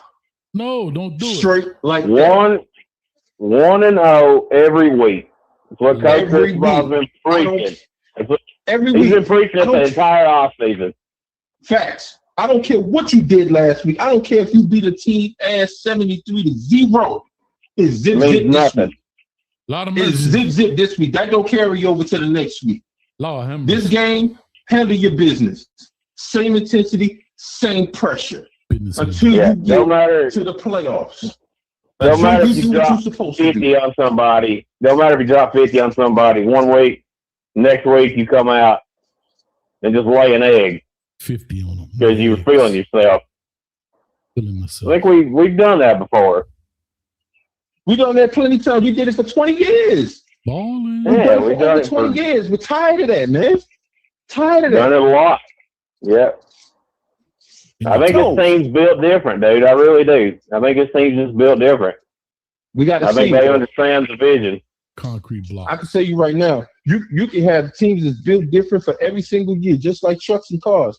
They're built different every single year. That don't mean they ain't got no malfunctions. Yeah. There's something wrong. There's always a recall. I want to see what your weaknesses are. I want to see you get punched in the mouth. And I want to see how you handle it. Assault and do you get punched in the mouth and not swing back? Or do you get punched in the mouth, come back, and hit their ass with a 3-piece and knock their ass out? That's what I want to see. And I want to see when you punch them and you get them down, are you going to leave them down there? Are they going to stay down? Or are you going to let them up because you want to give them grace? Grace don't live here. And the key to that is, do you have the leaders? And I say yes. Yep. Okay. Obviously, Miley's a leader. He might be young, but he's clearly a leader.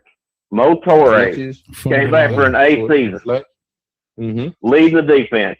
You got Ahmad Moten, former 3-star, future top 15 pick. Mean nothing. You know, what is he? 5th-year senior now? Something like that. Dr. Moten. Yeah. You see how that room was left for us last year? You see who the leaders were. You have other people that are being groomed. While those leaders are being leaders, you have other people that are being followers to be future leaders. So who's going to lead us this year? That's what I want to see. Farm systems. Well, we got to see. Mark Fletcher, Mo Torre. Yep. Take people that, like that. Take that. I want to see accountability. That's what I want to see. I want to see accountability. That's what I want to see. People act up. People get out of line. Handle your business. I want to see accountability. What you gonna do? Matt McCoy is one of the leaders. That's right. That's what I've been hearing lately. Matt McCoy is one of the leaders. Put it on my shoulder. Ryan Rodriguez. He's what, 7th-year senior now? Like, he's your center. Your center's, that's where it all starts at. Snap that. Either step up or step up, or either move up or move over. That's it. See a hood. Yep. All the pussyfooting around, all the games is over. All that's over. Vaginal. We know what this team can do, and we don't accept nothing else, nothing less. Extract your talent to the best of your ability. Plain and simple. Either that or get up. I think that's why. I think that's why Hayden Lowe is still on the team.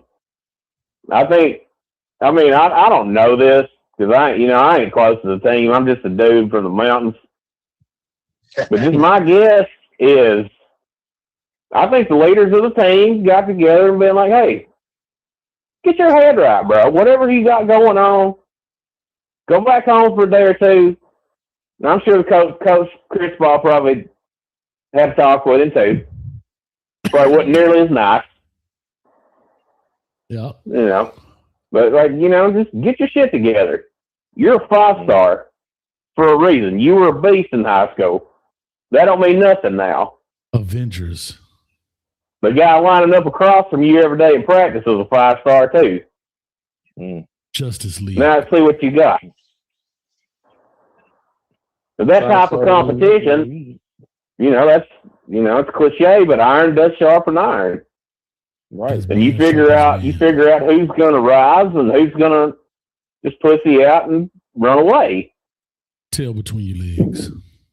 Either you're going to crap or get off the pot. Plain and simple. Ain't nobody got time for that foolishness. I think that's why he's still on the team. Is I think he went deep down inside. So this is where I want to be. This is what I want to do. And I can do this, and I'm going to do it. And he's going to come out and show some people. I think you're going to see. I think you're going to see Hayden make some game-wrecking plays next year. Missouri, show me state. We're going to see. It's crazy y'all bring up Hayden Lou. I'm listening to y'all talk about him. I think the fact that he stayed is an indication of just how he knows. Put it like this: after his situation, the little trouble he got into, he could have easily went to a lot of schools across the country. But it speaks to the squad we got. He stayed because at the end of the day, he knows there ain't really nothing better out there. He could have went anywhere else. He could have jumped ship, but he knows he ain't going nowhere. Like, he got as good a shot here as anywhere. And that's why he ain't bounced. For real. That's why he stayed. Because he knows. If he jumped to USC, he's not doing no better at USC. No, if he jumped to Alabama, he's not doing no better at Alabama. He's not. No, because Saban ain't there. Saban ain't there. But listen, I got a question. Failures. I got a quick question. I don't mean to interrupt. This how the Discord sound, y'all. Just to let Did I hear about Raul Aguirre coming back to the U? Is that because he went over to Louisville, and I don't know if that's true or not. Because they say he went over there. I think that too. I think it's BS. I think it might be BS too. This is some clowns trying to stir the pot, I believe. JD, quick question. Miss Louetta Wilson in the building. She does our Wilson report during the games. She says, "Hey, dude from the mountains. I'm a dudette from the mountains. Technically, the foothills of Kentucky." Does that mean anything? All right. So you swiping right or left on this? What are we doing? We swiping left, right? What are we doing? I'm married, bro. Oh, okay. I better just. Well, just cut your phone off then. I don't know. I didn't know what was happening. I'm just a guy sitting up here ad-libbing in the back. Take that. Anyway. Pause, coach. No, I'm just saying. Oh, she said she's from Irvine, Kentucky. Married with children, brother. She said, I'm from Irvine, Kentucky. All right. Oh, yeah. I don't know nothing about it. Last thing I got from Kentucky was some bourbon. Matter of fact, that's where you from, JD? Oh, that's where. Okay. No, I ain't Irvine. I'm in London. Not London, UK. London, Kentucky. I heard of it. Yeah. They got a London, Kentucky for real? Where is that at?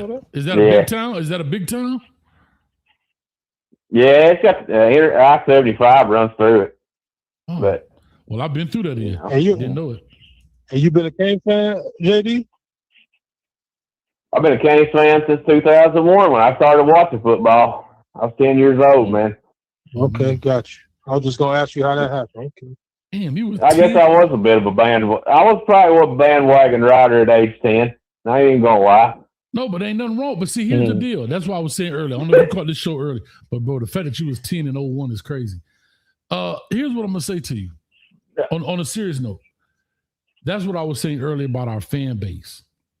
We got a lot of fan base. Everybody's story is a little bit different. But for me, the majority of us are hometown people. You know what I'm saying? Because we just represented, because it was the crib. It was the best thing smoking in the city at that time. You know, there was no Miami Heat. The Dolphins were, after that 84 season, it was like, middle of the road. And the Canes was on fire, baby, and they was lighting it up. They was dancing, Michael Irvin going crazy. Then when they went to the league, they still was representing Miami. So, now, it's just, man, they were the bad boy. They were like Coach, the Pistons, I guess, huh?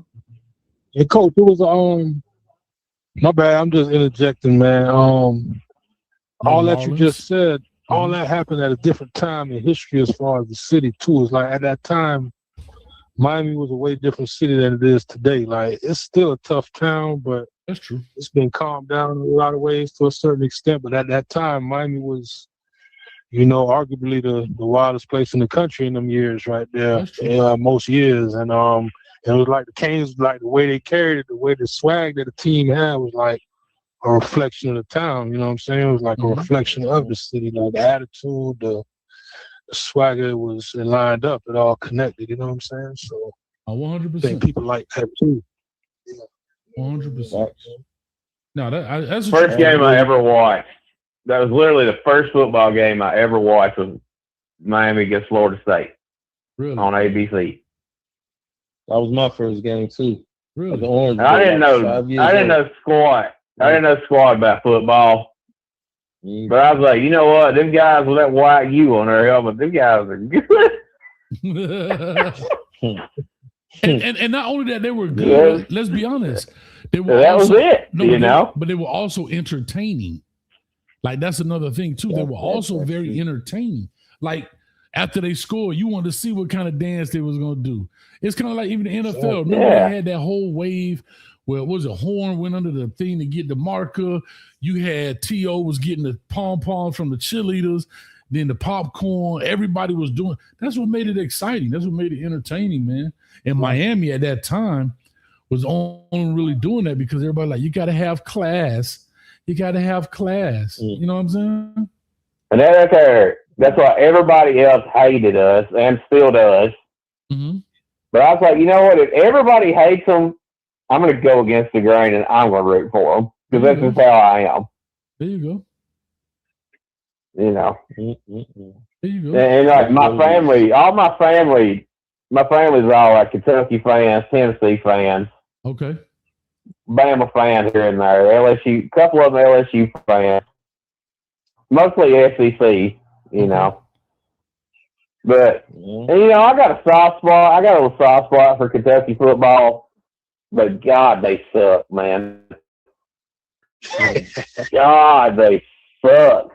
Oh, no, don't say that now. Don't say that. They in the mighty SEC, remember? Well, nobody sucking the SEC. Hold on, right? I have to say this. Yeah. They have been a little bit because they said it needs more. Man, Kentucky is like every big SEC blue blood homecoming game because they know they're going to beat them by 58. Man. Why can't they get right? Let me ask you this. Why is it that Kentucky basketball can do great? Why is it that Kentucky, and I always wanted to ask people, especially you living there, maybe you have a better insight. Why is it that a place like Kentucky, who is in a major conference, they're in the South, you know, you still got a good recruiting area, maybe not the state of Kentucky itself, but the surrounding areas, the Ohios, you know what I mean? It's good football around you guys as well. Why is it that they can't be better than they are? I'll just tell you where it starts at. The University of Kentucky, they put all their money in basketball for the most part. Okay. They just want all they want for Kentucky football. I figured this out a long time ago. They want a Kentucky football team that's 7-5. Because if they're 7-5, and even in the SEC, they're doing okay. And okay is just good enough for them. Because if they're winning 7 games every year, they still sell out the stadium. Okay.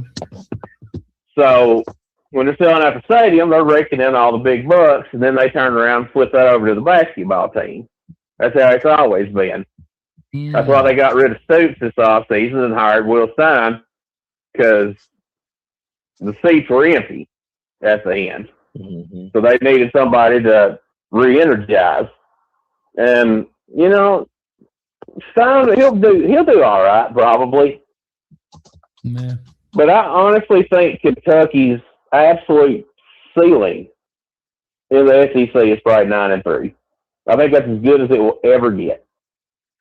And you know, it's funny you say that, JD, because I'm looking at Bob Stoops right now. Bob Stoops was there since 2013 after Joker Phillips tore that place apart. Anyway, 2013. Oh, my God. And then Bob Stoops just got fired last year. So he was there, 12, 13 years. And in that time, he's had 2 10-win seasons. Really, 2 9-win seasons with a bowl win, giving them their 10th win. Right. But I think you got a valid point of what you just said. Long as they have a winning program, meaning better than 6-6, they're okay. They're content. They cool. It's like, and then you go to a bowl game and win that. Like Bob Stoops won 4 consecutive bowl games.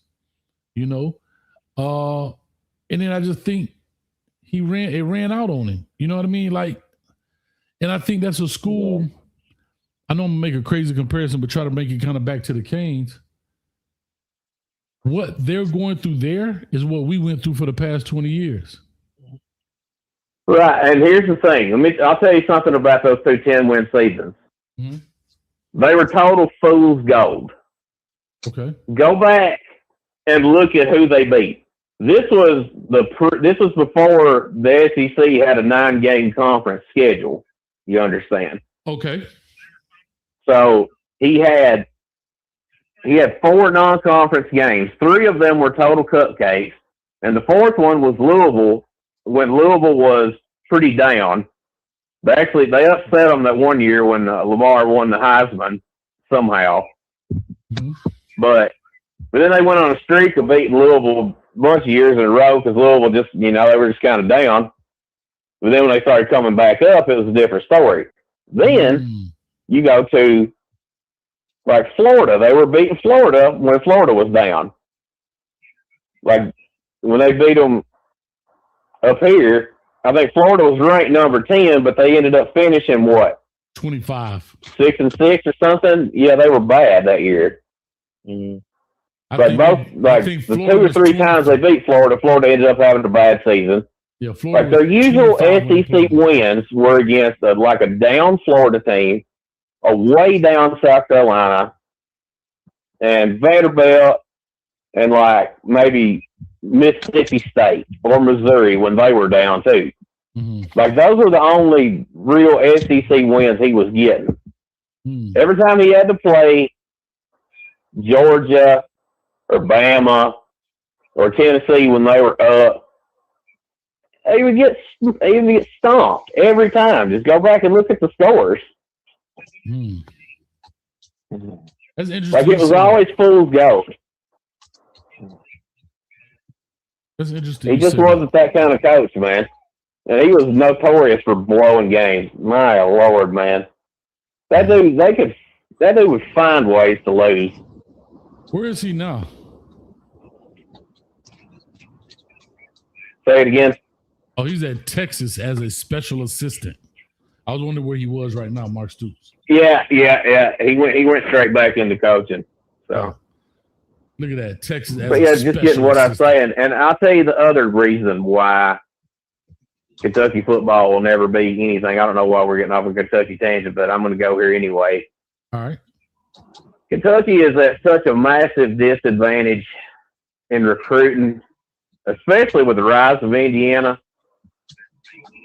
Okay, they're in a position now where they typically recruit the state of Ohio. Well, what are you getting in Ohio that Ohio State isn't getting, or Michigan isn't getting, or Indiana, or Penn State, or Oregon? You're getting the leftovers of Ohio. And then if there's a top recruit in your own state, like, say, Seneca Driver this year, where did Seneca Driver commit? Oklahoma. Stein couldn't get him. He couldn't get him. He tried really hard. Just couldn't do it. Because he does not have and will never have the recruiting budget that these other big programs have. And that's just how it is because they focus on basketball. I got you. And I'll tell you exactly, the legend has it. I've heard the story told many times, is that the reason that it is the way it is basically Kentucky football is cursed because when Paul Bear Bryant coached Kentucky way back in the day, like the 50s or whatever, they won the Sugar Bowl in like, what was it, 57, 58. Okay. Okay, well, the same year, Adolph Rupp wins the national championship in basketball. Okay. The university bought Adolph Rupp like a new Rolls Royce or something like that, real nice fancy car, and they gave Burr Bryant a new watch for winning the Sugar Bowl, and he was just like, "Nah, forget this, I'm out." And he went to Alabama. The rest is history. Mm-hmm. I get it. I just wonder how it is. I just wonder, like a program like that, like you say, in the SEC, everybody talk about the money. You know, last night, shout out to Cali Mike on here for $72 million. They got the money. Shout out to Cali Mike in the building. I'm just saying, I would just wonder why. For sure. I would just wonder why they were so bad. Like they were so bad. Like it was just so bad. Like. Mm-hmm. They're just when you don't invest it, when you got the money but you don't invest it in what you're supposed to invest it in, you're gonna be bad. Right. You know what I'm saying? We had the money, we didn't invest it. We're playing catch up, coach. I've heard you on this show talk so many times about the different facilities, the different plans that everybody has, that they've done this facilities over and over and over again. We're just now getting facilities. Even though we're not like Clemson, even though we're not like Florida State, Florida, where they have rural land, in Miami, I believe you have city planning. It's just like New York. You have to go through certain things. In order for something else to get built, you have to tear something down. That's what they talk about, the whole stadium aspect and all that other kind of stuff. You can't build stuff without tearing one thing down. Okay. My whole thing is they should have never went and got rid of the Orange Bowl. You know what I'm saying? They should have went ahead. If they're going to do it, they rebuild it over or whatever the case is. Because from what I understand, shout out to my man Zoe, who was actually at the Orange Bowl one time before. Mm-hmm. He said it was old and it needed to be revamped. The bathrooms was horrible. Oh, it was everything terrible. else. But it was part of But that was ours. It built character. But it was right. But I don't give a damn. He's gonna build something else besides the damn character on your ass. I'll tell you that right now. So you sit your ass on that seat if you want to. You won't get up. Not with what you correct me if you get what I'm saying. Correct me if I'm wrong, but I never actually got to go to the Orange Bowl. I wish I would have, but me neither. Me too. Like when you look at where the old Orange Bowl was on a map, like from back in the day, it looks like it was built right in the middle of a residential neighborhood. It is. It's the same exact place where the Marlins play at today. Same place. Yeah, where the Marlins play at. Yeah. And why do the Marlins need a new? I mean, listen. So it was. Hold on, real quick. So just give you a hint. It was built. It was in Little Havana, right? Yeah. And so again, right? That's what I'm saying. You brought up a great point. I didn't even think about this part of like talking about the Orange Bowl, and Shock talked about it. The Orange Bowl, right? It wasn't on campus, but man, you was walking right through Little Havana, man. We used to pay them people rent for the whole year just throughout the season for parking cars. You know, making a killing off that park. Man, they could pay their rent for the whole year just off of parking 10 cars a game, 6 games. You park 60 cars. You know what I'm saying? Like, and see, that's your fan base, dude. You know, so when you move the stadium, they're not going to drive all the way to Hard Rock, or how much farther away is Hard Rock from where Orange Bowl used to be? I don't know. Probably another 20-something miles. Mm-hmm. Yeah, so that's the whole problem. 30 miles, probably 30. Right.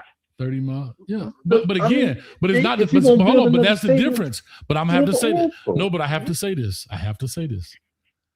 And I know I probably don't go against popular opinion. But the Hard Rock sits in a perfect place.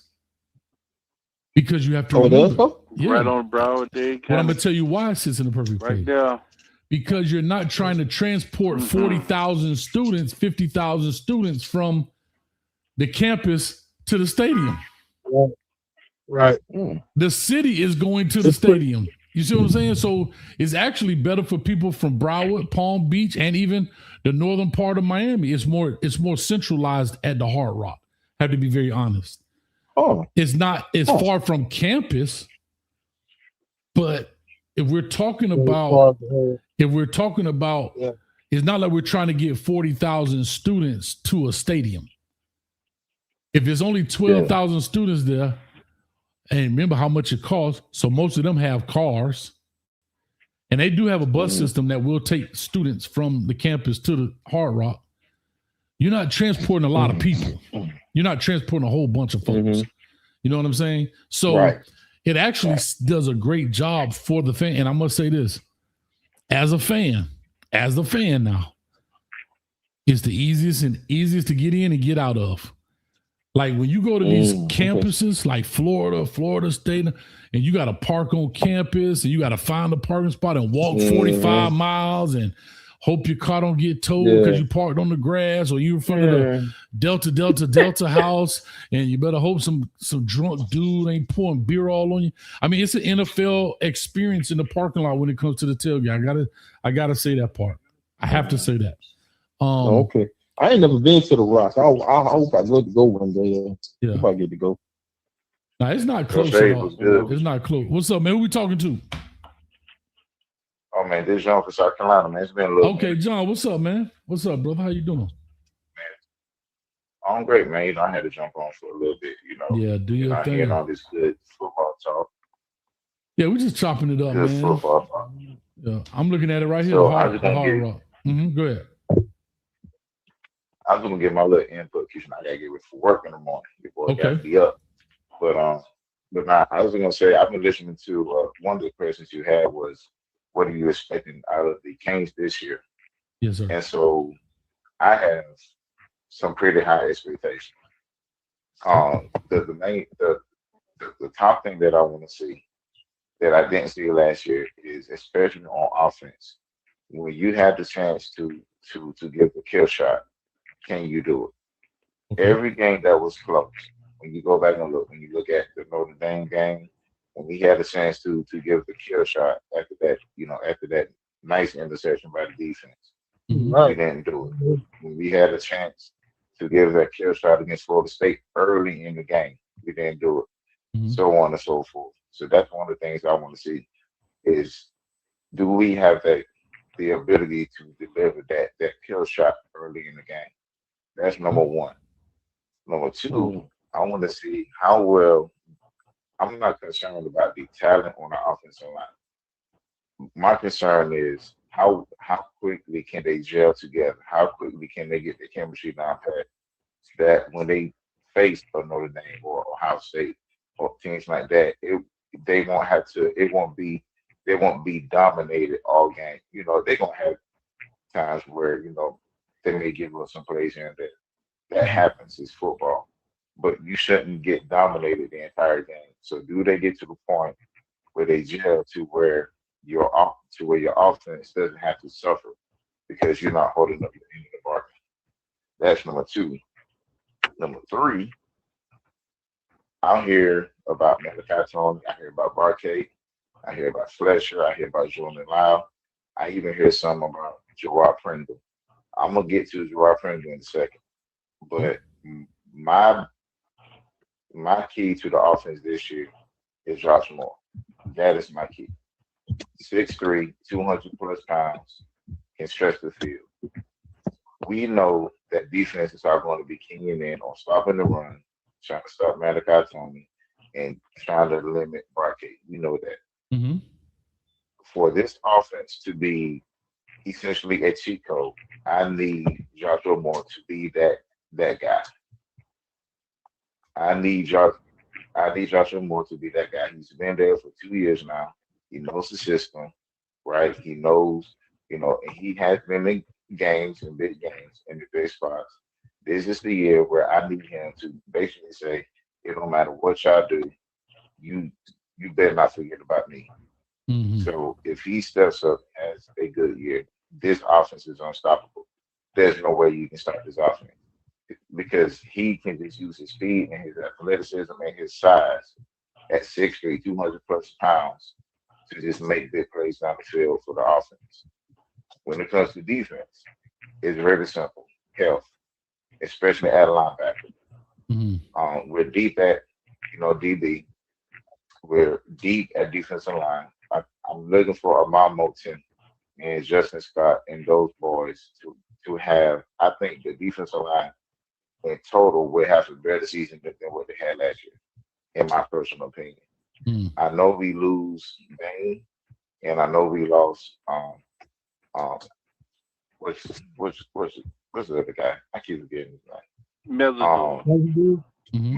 There you go. Mesidor. So we lost them too. However, we saw flashes of right foot on the edge. We saw flashes of I keep hearing good things about hitting low. I'm even looking for a little signing of Shea Smith to come off the edge as well this year. And then you pick up Damon Winston from Missouri. So even though there'll be a slight drop off, I don't think it would be a drop off to where we would have to be that concerned. I think and I expect Lamar Moulton and Justin Scott and and the rest of them boys to number one, they're deep. And so they go all out all game. So to me, it comes down to linebacker health. Can the linebacker stay healthy enough? We have, with Bassett, I'm looking for him. This is the year for Bassett to make a push to be a day 2, day 1 pick. He has no excuses. He's going to have a good secondary to back him up, and he's going to have a good front forward from him. He did okay last year, but he didn't have the breakout season that I thought he should have. This is the year that I need to see him do his thing. Now, as far as coaching staff, it's very simple. We do very well when it comes to big marquee games. We do very well. And matter of fact, when you look at the history of Mario Cristobal, even at Oregon, when it came to big time games, especially big time regular season games, he usually kills it. The problem becomes, like you said, when you got to play the Louisvilles, the SMUs, teams that you're supposed to beat. So for them, do you avoid those type of games? Do you avoid coaching mishaps? Can you adjust on the fly? Can you put wrinkles in your offense and defensive schemes to throw other teams off so that way they're not always keying in on what you're trying to do? That's going to be the key for the coaching staff this year, I believe. Now, my prediction, I think, in essence, I do believe, and I'm saying this as a Kings fan, of course, but I do believe Miami will be back in the national championship game, and I do believe that they'll win. Especially considering the offensive line would not be a problem, and we know that's Mark Cristobal's thing. And I expect the defense to be just as good, if not better than last year. And we know the offense is going to be better than last year. Okay. So I expect Miami to win the night. Now, that's me speaking as a fan as well. Now, I will say this. When it comes to football season in total, and I don't know if you want to go this route, I know this is a Miami show. There's some games that I'm looking at in the horizon, like throughout the scope of college football. And I think these 5 games really will tell what the season is going to look like for each conference and everything like that. And so let me just put it this way. I'll just give you my little 5 games and I'll see what you think. So I think last time we talked, I mentioned USC versus Washington, and I gave my reasoning for that. Simply because whoever wins that game, right, of course they'll be considered one of the top players in the Big Ten. But when you look at the Big Ten schedule, a lot of the top players like Indiana, Ohio State, they played those 2 teams throughout this year. And so whoever wins that game could be the determining factor on who gets in the Big Ten championship. So that's a game. Hold on. Do me a favor. Say this. You said UNC versus Washington? USC. Huh? USC. Oh, USC. Okay, I'm sorry. Okay, USC. I got you. I'm listening. Yeah. So that's one of my top 5 games. Okay. One of my next top 5 games, believe it or not, I'm going with Notre Dame versus SMU. This is why I say that. Okay. Interesting. It is a good chance, right? When you look at SMU's schedule, that they will be undefeated going to that game. And it is a good chance that Notre Dame would have a loss against Miami going into that game. Okay. If they lose to SMU, it is lights out for them for the playoffs. That's true. Period.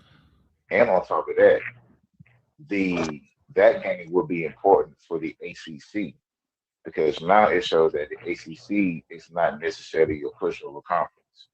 And on top of that, that may be the game that gets ACC 2 teams in the playoffs instead of 1. Yeah, so I can see that. I can see that. That is. The only thing I'll just say. Notre Dame also has to play BYU on the road the week before Miami, I believe. Yeah, 2 weeks before they play BYU, Navy, then Miami. Only thing I'll say to that is I think Notre Dame can only afford 1 loss. I think if they get 2 losses, I think they're not in.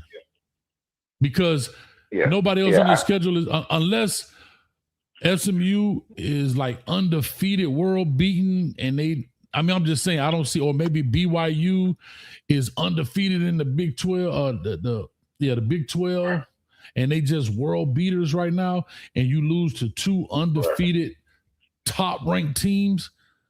But other than that, they truly have nobody else. I don't think there's anybody else could be even ranked in the top 25 on their schedule. But anyway, go ahead, finish your point. I like your but is the committee just going to give them a pass because they went 10-2 last year and didn't get in? Are they going to say, well, we can't do it 2 years in a row. We're just going to put them in no matter what? Well, they do got that caveat now. Hold on, but they got that caveat as long as they're in the top 12. Remember that. Yeah. So remember that. Yeah, but not here. Go ahead. That is true, but here's my thing. Given the fact that SMU is still not considered your quote unquote top tier team, and also given the fact that loss will be coming so late in the season that they cannot recover. That's true. So and that would be a home loss, which hurts even worse. Yeah. Right. And so you have 2 home losses to quote unquote 2 teams who are way better than most of the competition that you lost to. Point blank period. And so in my estimation, if let's just say for example, either Notre Dame or Miami, if that's their only loss, it doesn't really matter because they're both going to be in regardless. You get what I'm saying? However, that Notre Dame SMU game, really SMU is going to be a major player, I think, in the college football picture as well. But I got you.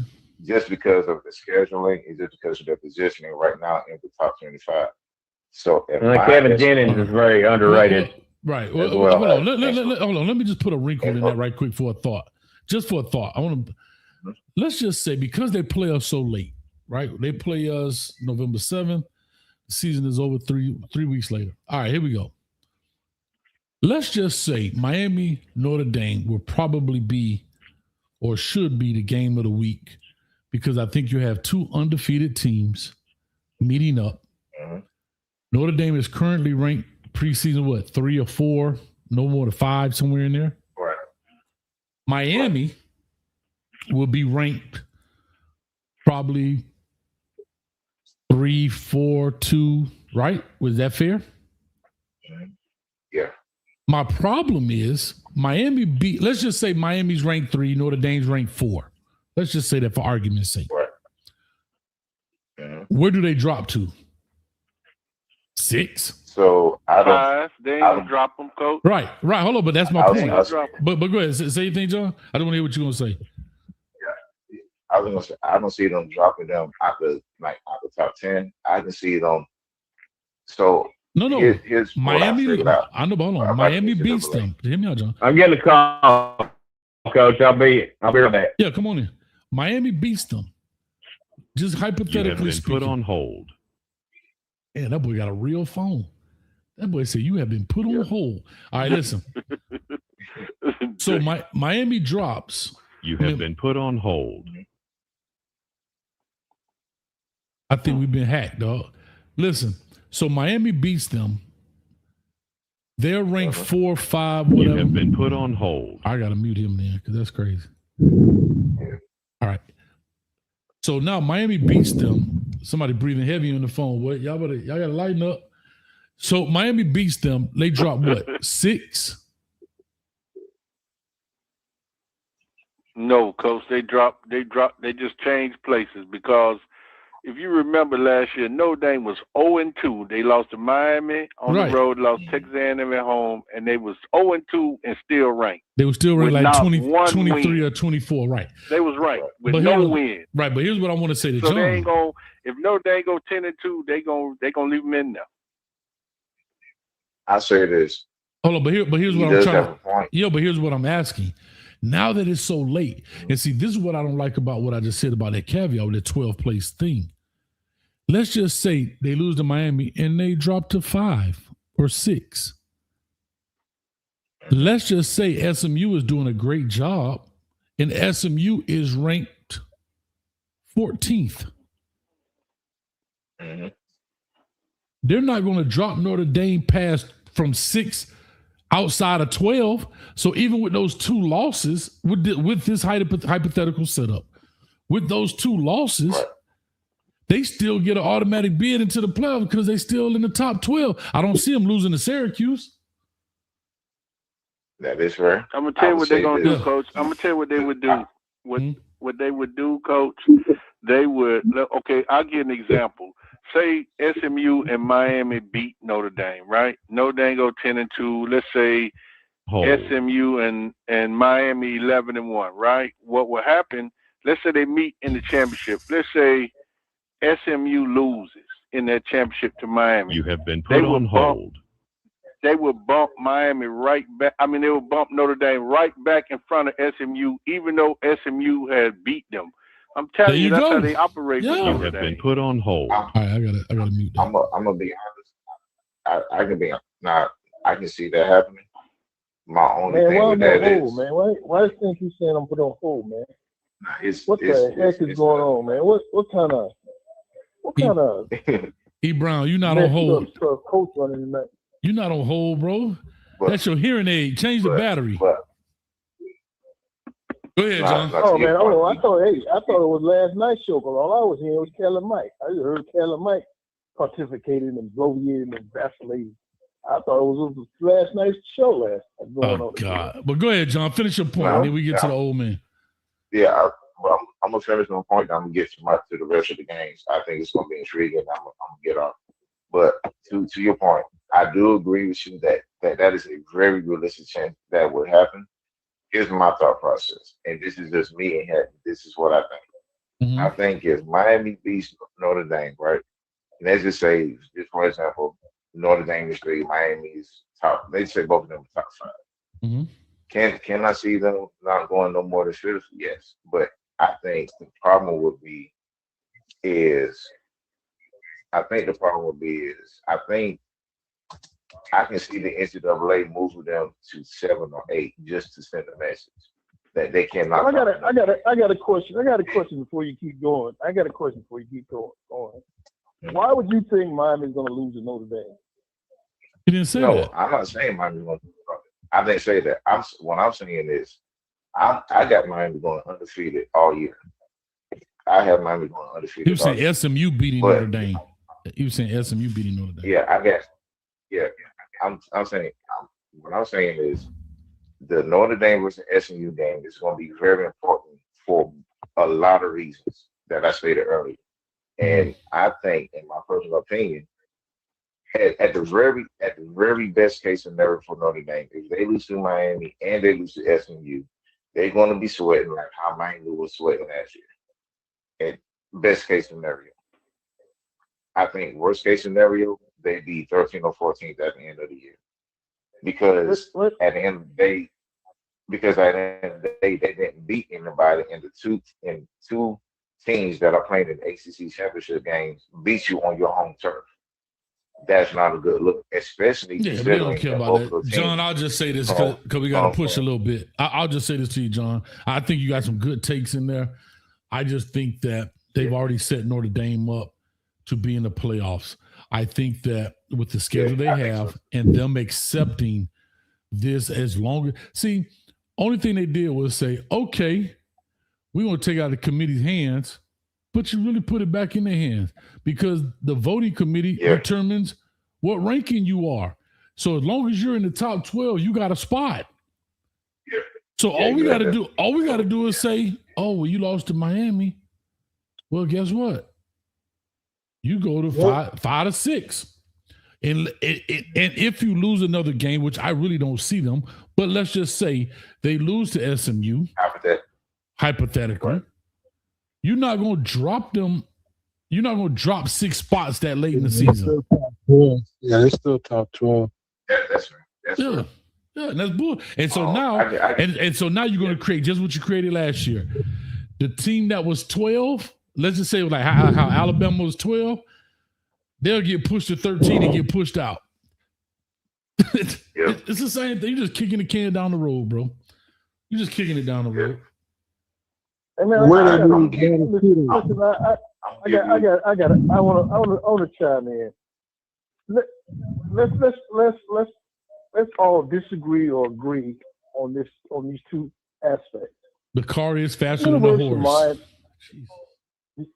The University of Miami going into this season is the prohibited favorite for everybody to have in the playoffs. Am I right or wrong about that? Say that again. Is there anybody in the country who does not want to see the University of Miami in the playoffs? There's a lot of people that don't want to see it in the playoffs. Yeah. No. I'm not talking about delusional fans. I'm talking about people who know football. No, yeah. People who want to watch. I would say 99. I would say 99. People who hate Miami. Yeah, but regardless, they can hate us. Listen, they can hate us, but I think there's 99.9% of voters, serious people about football, right? Like I still hate Notre Dame, but I still believe that Notre Dame will make it to the playoffs, right? I hate and despise them, but I still think based on their schedule and their talent, they should be in the college football playoffs, right? So with 99.9% of the people, based on right now, they believe that Miami will be in the college football playoffs. Absolutely. They also believe Miami is one of the top 3 teams in the country right now. Okay? We're one of the top 3 teams in the country. 99.9% of that's questionable. The really true college football procrastinators all want to see the University of Miami compete in the national championship game. The only thing the University of Miami has to do now is to go out and play some goddamn football. Stop sitting around talking with this nerd, bloviating, vacillating, pontificating talk, and go out and kick some backside on the football field. That's what the University of Miami's got to do. Okay?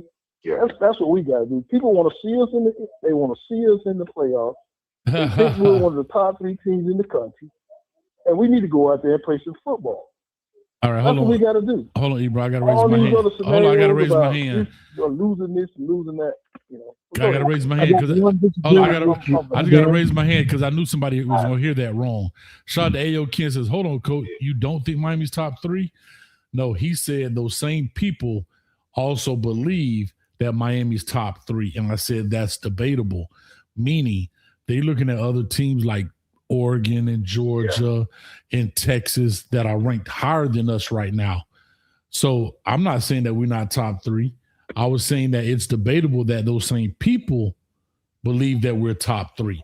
I believe those people believe we were going to get into the college football playoffs, but I do not believe that all of those same people believe we're top 3 team in the country. Because I'm looking at ESPN right now.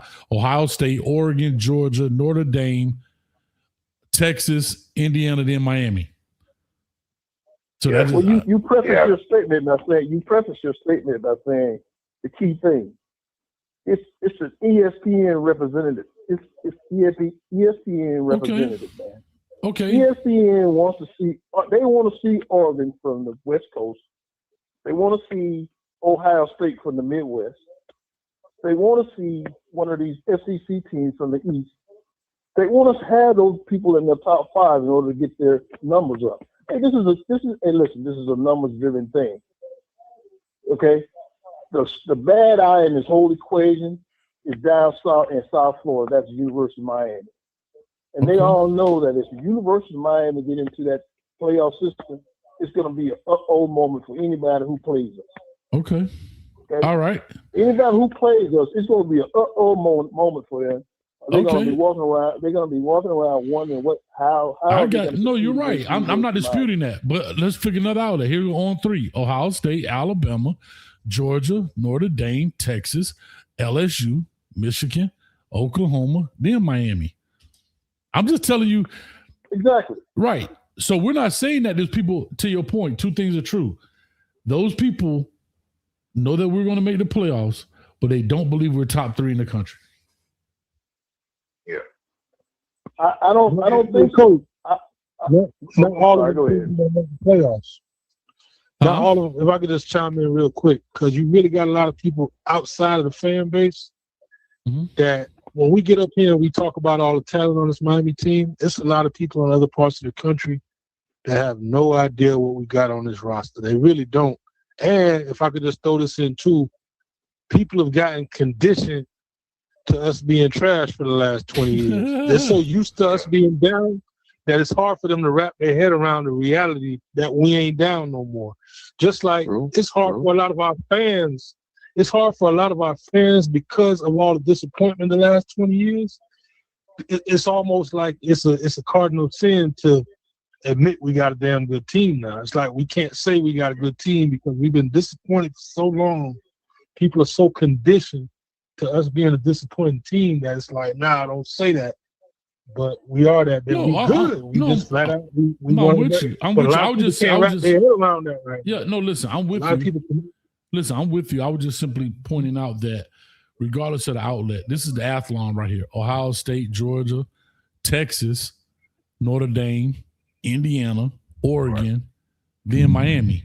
So we are consistently out of the top 3, and those top 4 seem to change. Again, I would just point that out because I was answering A.O. Ken's point of that. So I was just clearing up what he thought I said, and that's fine. No big deal. But go ahead, continue, guys. We got about 5 more minutes. I'm going to wrap this deal up. Let me see if we still on hold. All right, well, I'm going to go ahead. I'm going to go ahead and give you my last 3, and I'm going to get off. I got work in the morning. You have been put on hold. Go ahead. So I got LSU versus Ole Miss. Big that game is going to be big for multiple reasons, not just the personal reasons. I think that game is going to determine which one of them gets eliminated. It's a mirage game, man. It's a mirage game. It's a mirage game. Neither one of those teams are going to be good this year. No, sir. It's a mirage game. They're going on the loss from last year, bro. No, sir. Going on the loss from last year. I feel you, but they got to listen to. See, when I look at these games, I'm not just looking at their outlook for the season. I'm looking at the other teams that like their common opponents. So both of their teams have a lot of common opponents this year, and so that's going to be a game to me that helps change the landscape of the year. Outside of that, I got one game. I got South Carolina versus Clemson at the end of the year. And I got it for one specific reason. Dabo and Shane Beamer, in my opinion, are both going to be on the hot seat. Whoever wins this game may keep his job. Whoever loses somebody snoring, dog? It's probably going to get fired at the end of the year. Hold on. Somebody snoring. Somebody getting slapped. Who the hell on here snoring? Good Lord. That's crazy. So I'll say this. To your point, I think the Ole Miss LSU game, I believe if LSU can beat them convincingly, it helps catapult their season. And here's why, to your point. Yeah. Because they go right back the following week to play Texas A&M, McNeese, Kentucky, Mississippi State, Auburn. Then they get to Alabama. Then they got a tough back end here, Alabama, Texas, Tennessee. I think the Ole Miss game will help solidify us use upper brass saying we made the right decision. Right. And it gives them a boost. And it gives them a boost going into this season. It gives them a boost going into the season. Now, I don't know if they can finish off the gauntlet on the back end here. And then imagine if they come in and beat Auburn, which I think they probably could. But if they come in and beat Alabama, that's another boost game to take you to Texas. Yeah. I mean, Coach, if LSU would have beat Ole Miss at the beginning of the season, there's two ways you can look at it. It's either LSU's brass made the right decision, or Ole Miss is not as good as we all think they are. But E. Brown, that's not fair, because it's the same thing when Miami played Duke. It was the Manny Diaz Bowl. It was the Murray. It's the same thing with Pete Golden, and it's that argument bowl. That's what makes it a big game. It's the Pete Golden versus Lane Kiffin. Lane left Ole Miss to come to LSU. And if Ole Miss beat him, Lane Kiffin looks like an idiot. But if Lane Kiffin leaves, he looks like boom. And Pete Golden ain't as good as he is. And it's early in the season. So really both of them should go into that game undefeated. So I think it's a very huge game. And it's a big momentum game. Yeah. It's just like us. Like, how is Miami Duke ever a game? Like, how is that ever a big game? On the surface of it, E. Brown. It should never be. Miami and Duke on a marquee. Who circles that game? Nobody. But the reason it got circled, because Manny Diaz was the former coach of Miami. And the fan base hated Manny Diaz, right? I'm just saying, remember, Manny Diaz had went to Penn State. The man was gone 3 years. Well, I understand that. But you also got to look at the historical value or the historical part of the Duke.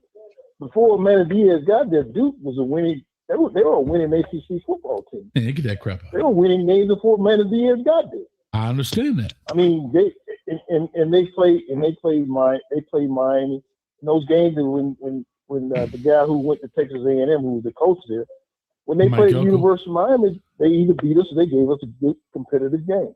And it should never been that way. That's my point. It should have. There's no way in the world Duke and Miami should be on the same tier. Like, I understand we're in the same conference, but they should have never ever been. That's like saying, I don't know. Like you pick a your argument can have some value, but it also can be flawed. No, very much so. Same thing they said about Indiana last year. No, very much so. But Indiana shouldn't have been there. No, correct. But what I'm saying is, and that's a very good point, right? To your point, when would Michigan ever be in a fight with Indiana, right? Yeah, you know, to your point, yes. But I'm just simply saying to John's point is, I think it's a big game because of the names of the coaches, not because of the teams. Because of the names is what's going to help. Yeah, there you go. That's all we said. We're not talking about the school themselves. I don't think that's what John was saying. We're talking about if LSU beats Ole Miss. He's talking about the significance of what the game means. That's it. Right. But if Ole Miss come in and put LSU to sleep, hey, Lane Kiffin become the laughing stock, bro. Because remember, he took kids from Ole Miss. Yeah, I agree. Coach, I'm going to say this to you, too. I was going to say, like, my list is not necessarily like the top marquee games. These are games to me that I feel will change like the landscape of certain colleges or the playoff pictures or the conference itself for this year. So these are not marquee games because I got South Carolina and Clemson in my top 2 because I feel like the loser of that game is going to get the coach who loses that game going to get fired this year because I don't see Clemson or South Carolina having. You have been put on hold. And then the only reason I say that, the only reason I say I think Dabo's still safe, depending on his overall record, because it's out of conference.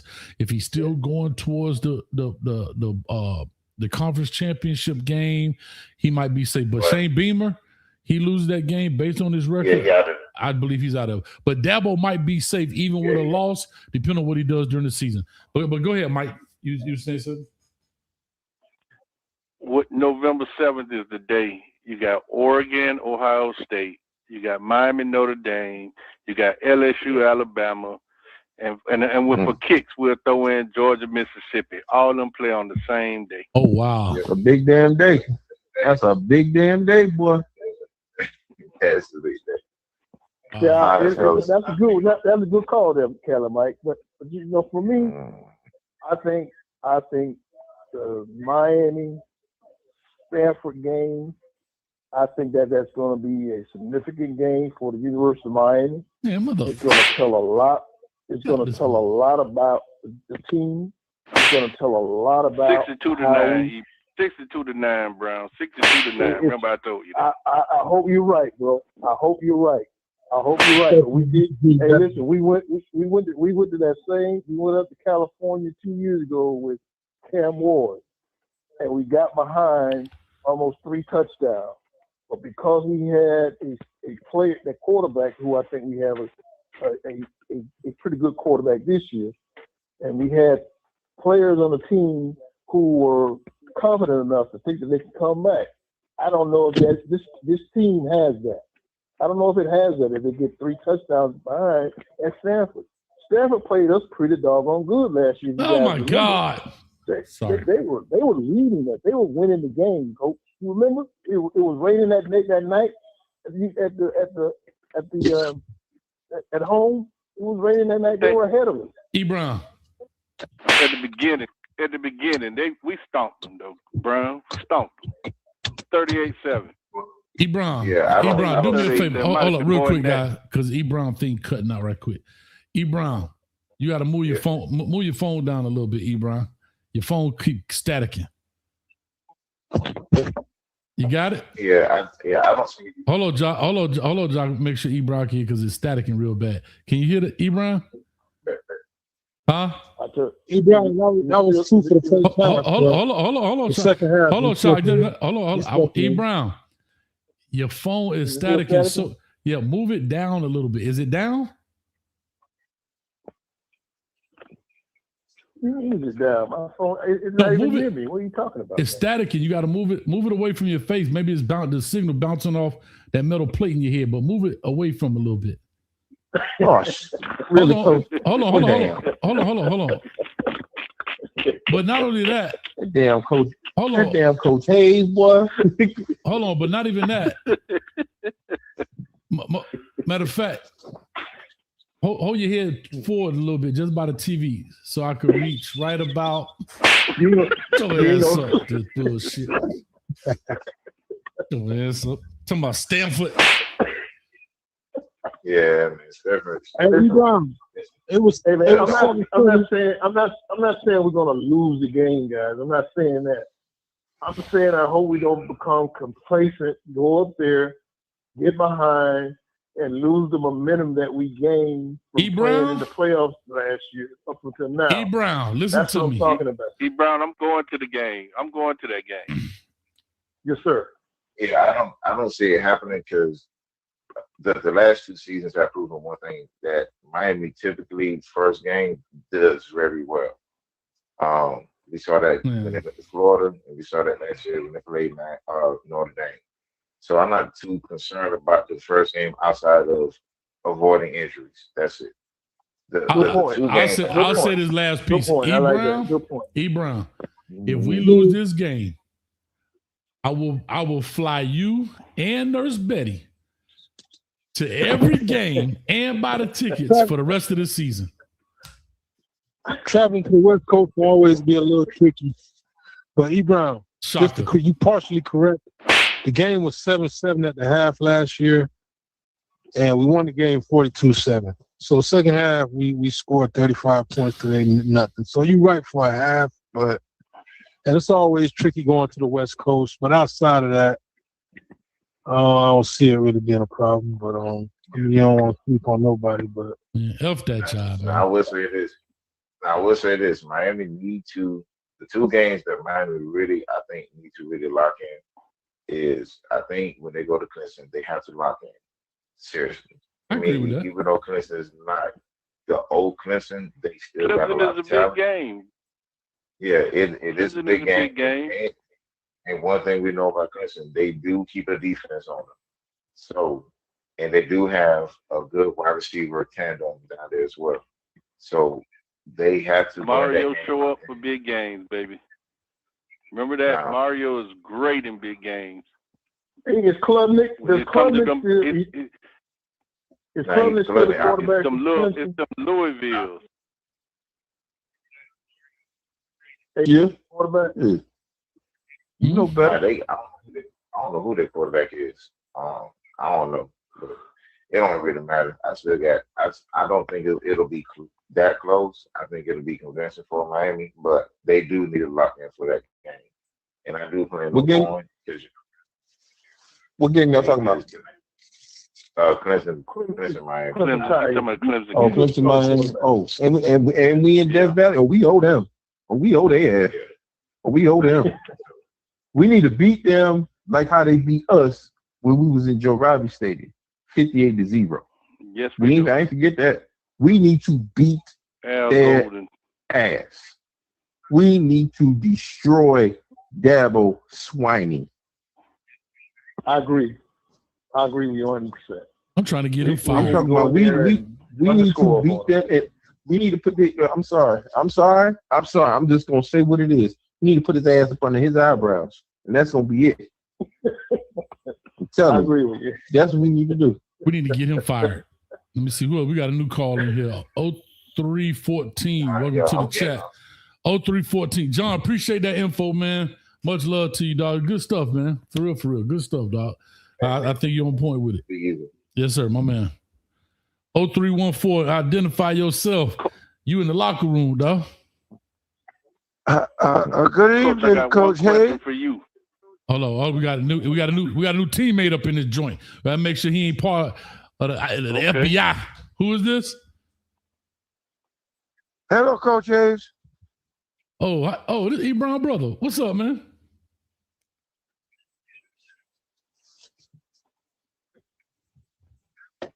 I'm listening. Who's that, man? That's your brother from Louisiana. Midtown Brown? No, that's your brother from Louisiana. That's Louisiana Brown. Hello? Yeah, Louisiana Brown. What's up, baby?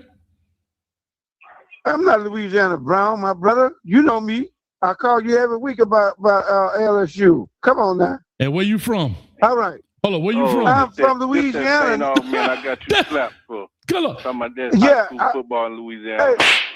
Matter of fact, hey, Ebron, when the last time we played y'all, we stumped the hell out of y'all. Go check the record. LSU beat y'all. Go look at the record, brother. What's your name? Louisiana Brown? No, my name is Ken. Louisiana Ken. Oh, Louisiana Ken. There you go. What kind of not ignited now? No. Hey, y'all relax. You're letting two brothers fight. That's the guy from last week. Yeah. Exactly. I'm the guy from last week. High school football mess. Yeah. Just the guy it doesn't matter. That high school football mess. Well, I'm not talking no high school now. I'm not talking high school now. Miami got to get like St. Aug or somebody over there. No, I did not say that, sir. Y'all better watch out. Switchblade coming out soon. It was something about high school. No, I did not say that. I did not say that, sir. Get your facts correct. A switchblade coming out soon. What did he say about high school football? I said the consistency. A switchblade coming out soon. You talking to Florida? You talking to Florida guys about high school football? Really? I'm gonna talk about college too. I can talk about college too. Said you brought up a high school program. That's consistent. With a bunch of That's Florida consistent guys who got and way better high school football than Louisiana. I did not say that, sir. I did not say that. I said I'm just telling you the consistency in Florida is way better. The consistency in high school football, we just got to walk out the door and look. Sir, I'm That's not. all we gotta do. You missed what I said. I said there is one school in the state of Louisiana that has more state championships than any school in Louisiana. That's what I said. And that's John Curtis. They got like 25, 27 state championships. Let's get it right. But I ain't even going on that no more. I told you facts. I'm facts. I'll tell you facts, not opinion. Watch it, sucker. All right. Now let me finish. Stop. Let me finish. Yes, sir. When you talk about the championships and college football, I'm talking about college football. Miami and LSU.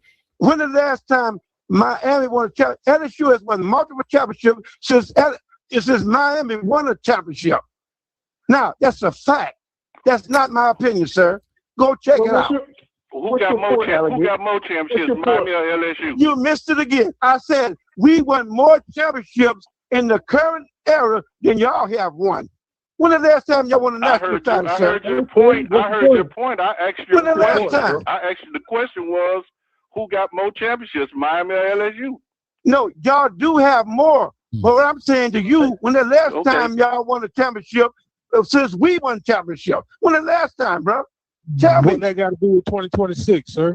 What's the point, bro? What that got to do with 2026, sir? No, y'all not answering my question. That's fine. You're not asking them, sir. What that got to do with 2026? Well, 2026, I already told Coach Hayes. Ask Coach Hayes what I said about your team. Ask him. I said, if y'all lose a game, y'all done. Because your weak schedule. Now, ask Coach Hayes, I didn't tell him that. All right? Y'all should win the national title this year. And if you don't, your coach should be fired. I said that 2 weeks in a row. Ask Coach Hayes what I said. Well, let me ask you this question since you like asked this question. Let me pose a question to you. When was the last time a national championship was won by a team besides Indiana? I mean, Indiana went undefeated. But when was the last time a team won before Indiana was undefeated and won the national championship? You answer that for me. It's irrelevant. So you want to That's ask that? irrelevant, sir. Point. So you want to Because ask that? The question about when was the last time we won a national championship is irrelevant. That's irrelevant. Because if you're going against LSU, LSU has won multiple championships since y'all won your last championship. That's my point. Okay. And what that got to do with 2026? Well, we're going to find out. Are we going to find out, right? We're going to find out. Y'all going to, I said to Coach Hayes, y'all going to lose one game, and that's going to be to Notre Dame. And I told Coach Hayes also, if he don't win the national championship, God dang Coach Cristobal should be fired. Hold up. That's what I told Coach Hayes. Ken. Yes. Do me a favor. Your phone's staticking a little bit, Ken. But pull you got me on speakerphone, Ken? No, I'm on my phone. Okay, do me a favor. Is it in your right ear or your left ear? What's up? Is it on your right ear? What's up, sir? Is it on your right ear or your left ear? No, I'm being serious. It's on my right ear, brother. Oh, okay. No, I was just wondering. But you lean forward a little. It's static. Hello, Ken. You hear me? I hear you. I hear you. And don't slap me. It's static. You know I'm right. Lean forward just a little bit so we get the shut that shit up, man. I know what you're about to do. But what I'm saying to you and your guests, I state facts. I don't state opinions. I state facts. All right. Now, we'll see what happens with that. We'll see what happens with that, because I can tell you right now, you thinking of this Miami team for whenever we had Rozier and we had all these different people and everything else like that. But we were little and we were small and all this other kind of stuff. But I got news for you, my man Kenny. You line up with Miami today, we gonna bust y'all ass. You are lying. You are lying. Plain and simple. Boy, we got the best team in the country this year. With all the talent, we got talent on both sides of the football, bro. And we got Lane Kiffin. And we got Lane Kiffin. And we got Lane Kiffin. Okay, but let me ask you a question. Let me ask you a question. Okay, well, let me ask you a question then. What the hell has Lane Kiffin done? What has Lane Kiffin done? Lane Kiffin. What SEC championship has he done? What national championship that you done got? See, now you done got me up. No, you listen. You listen. He was sleeping. What has Lane Kiffin done? That boy was snoring. You can just Lane Kiffin up. You can just Lane Kiffin up in red and blue and orange, white and green, purple and gold. It don't matter. What the hell has he done when he was at Ole Miss except win 10, win multiple 10-game win seasons? What has he done?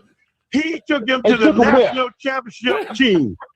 When? He took them to the national championship. When? Hey, Dave. In Ole Miss. David. He took Ole Miss. No. He didn't take them there. His backup took them there. And what team whooped their ass? He took them to the national. No. Answer the question. Because he wasn't on the sideline. He wasn't on the sideline when we whipped their ass 31-27. Where was he at? Because his cow ass took his ass. You know why he was on the sideline? He took his nuts and he left. Oh my gosh. gosh. No, you're wrong. Hold on. You're wrong. Hold on. No, I'm not wrong. What's he on the sideline? Listen to me, sir. Hold on. Can I No, see? you wasn't. Oh, You're not listening. This how the Discord You're not will be. This listening. how it's gonna be now. The reason why join the membership right now. The reason why Lane Kiffin didn't coach the team because the school said no. He wanted to coach the game. They said no, not him. 18 to 8. No. Lane Kiffin left. No, I'm gonna get my facts straight. No. I'm gonna leave for you to listen to this fact. I'm gonna leave for you to listen to these facts right here because the last time I checked, his ass went on no sideline. Where was his ass at? His ass was in LSU.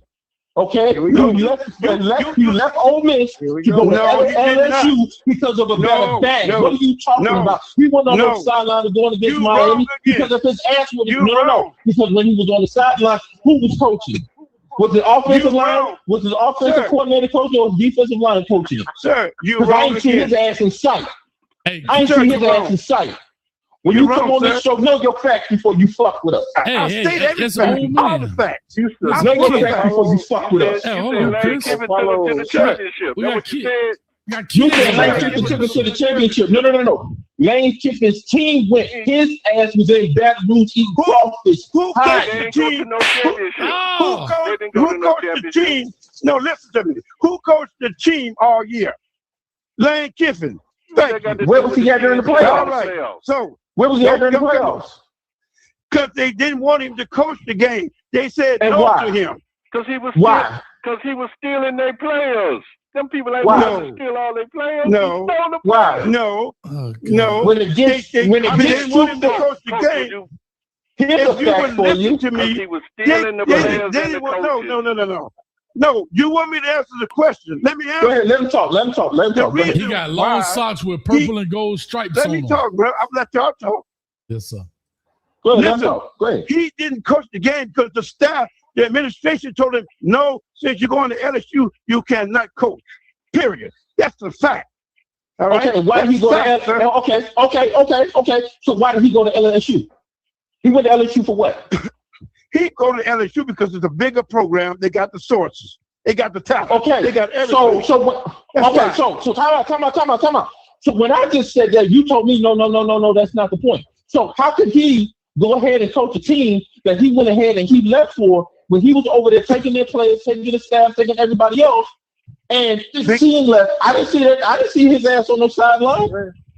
And that was because he went to LSU, right? We're not going over this again. We're not going over this again. I told you why he didn't coach because the administration told him, no, you signed with LSU by. That's okay. So I just said that.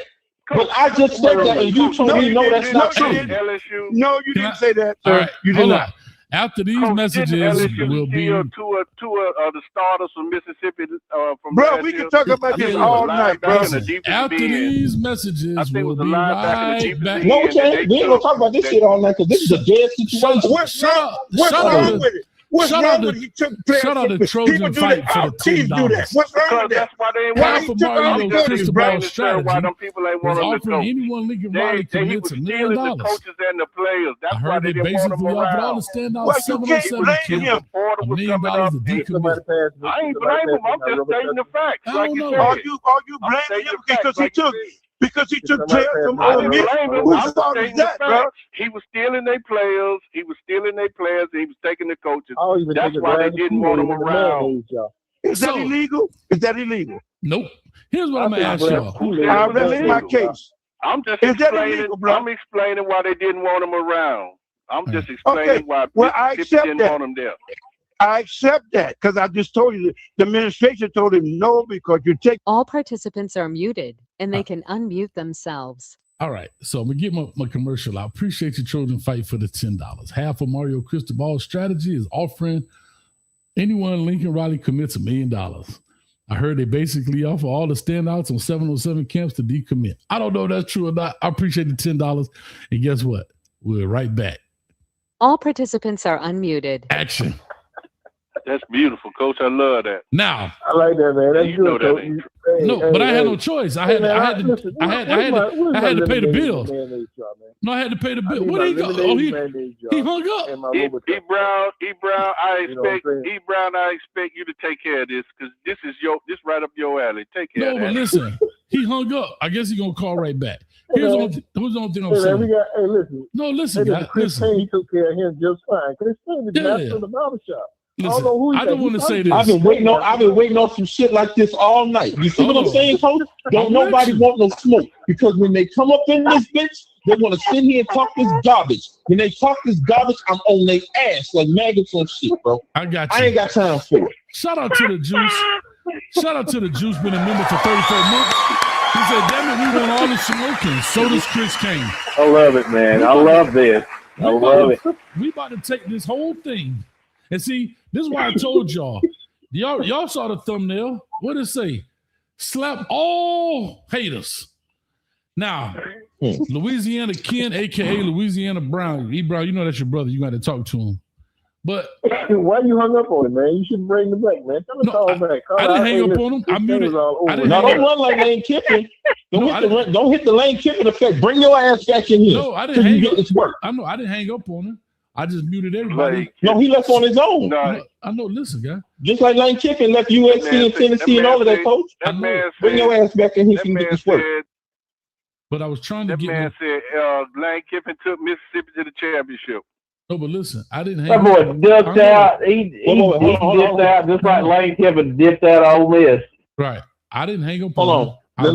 Let Coach talk. I know. I didn't hang up on him. I muted everybody so I could get the donation out. And then he hung up. Mm-hmm. So I shouted to Ken, call back in, please.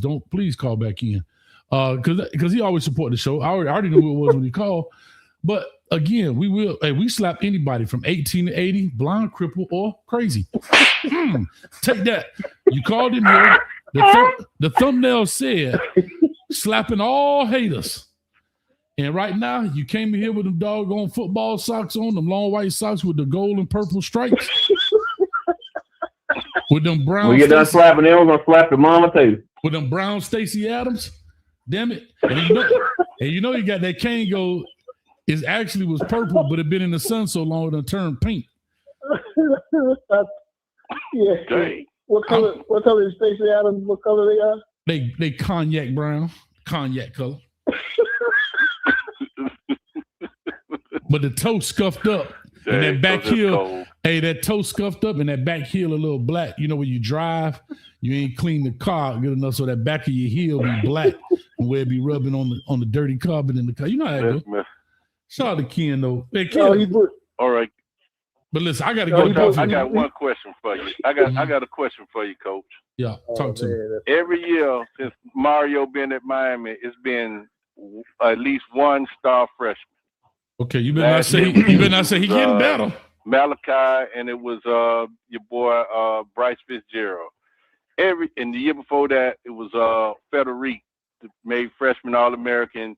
Then you had every year it's been, then it was Bain and them boys 3 years ago. Who gonna be the outstanding freshman this year? The running back from Boca Raton. No, sir. Mallory. That room too big. Think so, Javion Mallory? You think that's what you think, Brown? Nah, absolutely. That room too big. That room too big. Cantwell and Dunnigan. Cantwell might Cantwell is a good choice. Cantwell is a good choice. I like that too. Yeah. Just like he did with Maui Noah. I give Cantwell a nod on that. Where homeboy at so he can get this work? That's what I want. Damn, I'm gonna say Cantwell, and I'm gonna say Samarian Wingo. But he's not a freshman though. Good. Yeah. Yes, he is. Samarian Wingo, a true freshman. Y'all teach yourself. No, he was hurt in the spring. I thought he was hurt. He was hurt in the spring. Anyway, listen. Hey, shout out to the Juice. Bad boy. We're gonna find out real quick. Here's what I'm gonna do. Hey, guy, this is what I'm saying. This is the kind of conversation we're gonna have.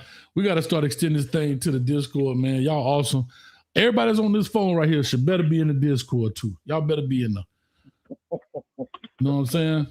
Matter of fact, I ain't in there. I gotta get in there. You gotta get in there, bro. You gotta get in there. You gotta join. Man, I want homeboy to come up in there. Hold up, JD. I want the Lane Kiffin effect to come up in there. That's who I want. You tell me what I said. Hold up, JD, you in the mountains? Tell me how to join. I'm in there. Hold up, JD, you in the mountains? Tell me how to join. I'm in there. Oh Lord, it's staticky, JD. I can't hardly hear you. You got the phone to your ear? I said, you tell me how to join. Tell me how to join. I'm in there. Huh? You got the phone? You on speakerphone, JD? Hold on. God doggone it! Did we lose you? Can you hear me now? Oh, that's you got the phone to your ear? My headphones probably done some crazy stuff. It does that all the time. Which ear is it in? Which ear is it in? I had both ears, unfortunately. Oh, well, take one out. Usually that's what happens because it gets static in both. Take just one of them out. Which one you took out? The left one or the right one? I turned them off. I put it on speakers. That's even better. Good. Oh, lean a little bit closer to the phone so you can hear this. You got it? All right. Right about here. Yeah. Had to give you one for not being in the Discord, man. I love you, JD, but goddamn it. I love you, man. I got it, JD. I'm gonna teach you. I'm gonna show you how to get in the Discord. I think LV, if she's not in here, Jen, do me a favor, Jen, if you can. Can you? Can I make Jen? I'm gonna make Jen a moderator, and she could put stuff in the Discord. As soon as I find out how to do that. Bam! I just did it. Manager. I don't know what that means. Can manage block words. Can review and remove chat messages. I don't know what that means. All right, Jen. Can you, if you can you put in the chat how to join the Discord? There you go. She'll post the link right now. Man, I'm telling you, these ladies take care of Coach, man, and I appreciate y'all. Y'all so man, y'all good. Y'all be good. Shout out to the ladies, man. Shout out to the ladies. And matter of fact, there's more ladies in the fantasy football than dudes. Y'all better tighten up. I don't really play that though, Coach. I ain't never really played it. The way you talk to that old man, you don't play a lot of games, man. Shoot, you got that old man at the house shivering. I mean, play some checkers or something, or old maid or something. Old maid, man, you still playing backgammon, Ebron? Listen, college football. Any dude named Elotheus, man. Listen, you can't select your players when you want to select your players, bro. Yes, you can. Any dude named Elotheus, don't trust him. There you go, right there, JD. That's the Discord link right there. But but I'm telling you, to get the membership, I mean, you had to be the membership on the YouTube. It's $4.99. That's easy work.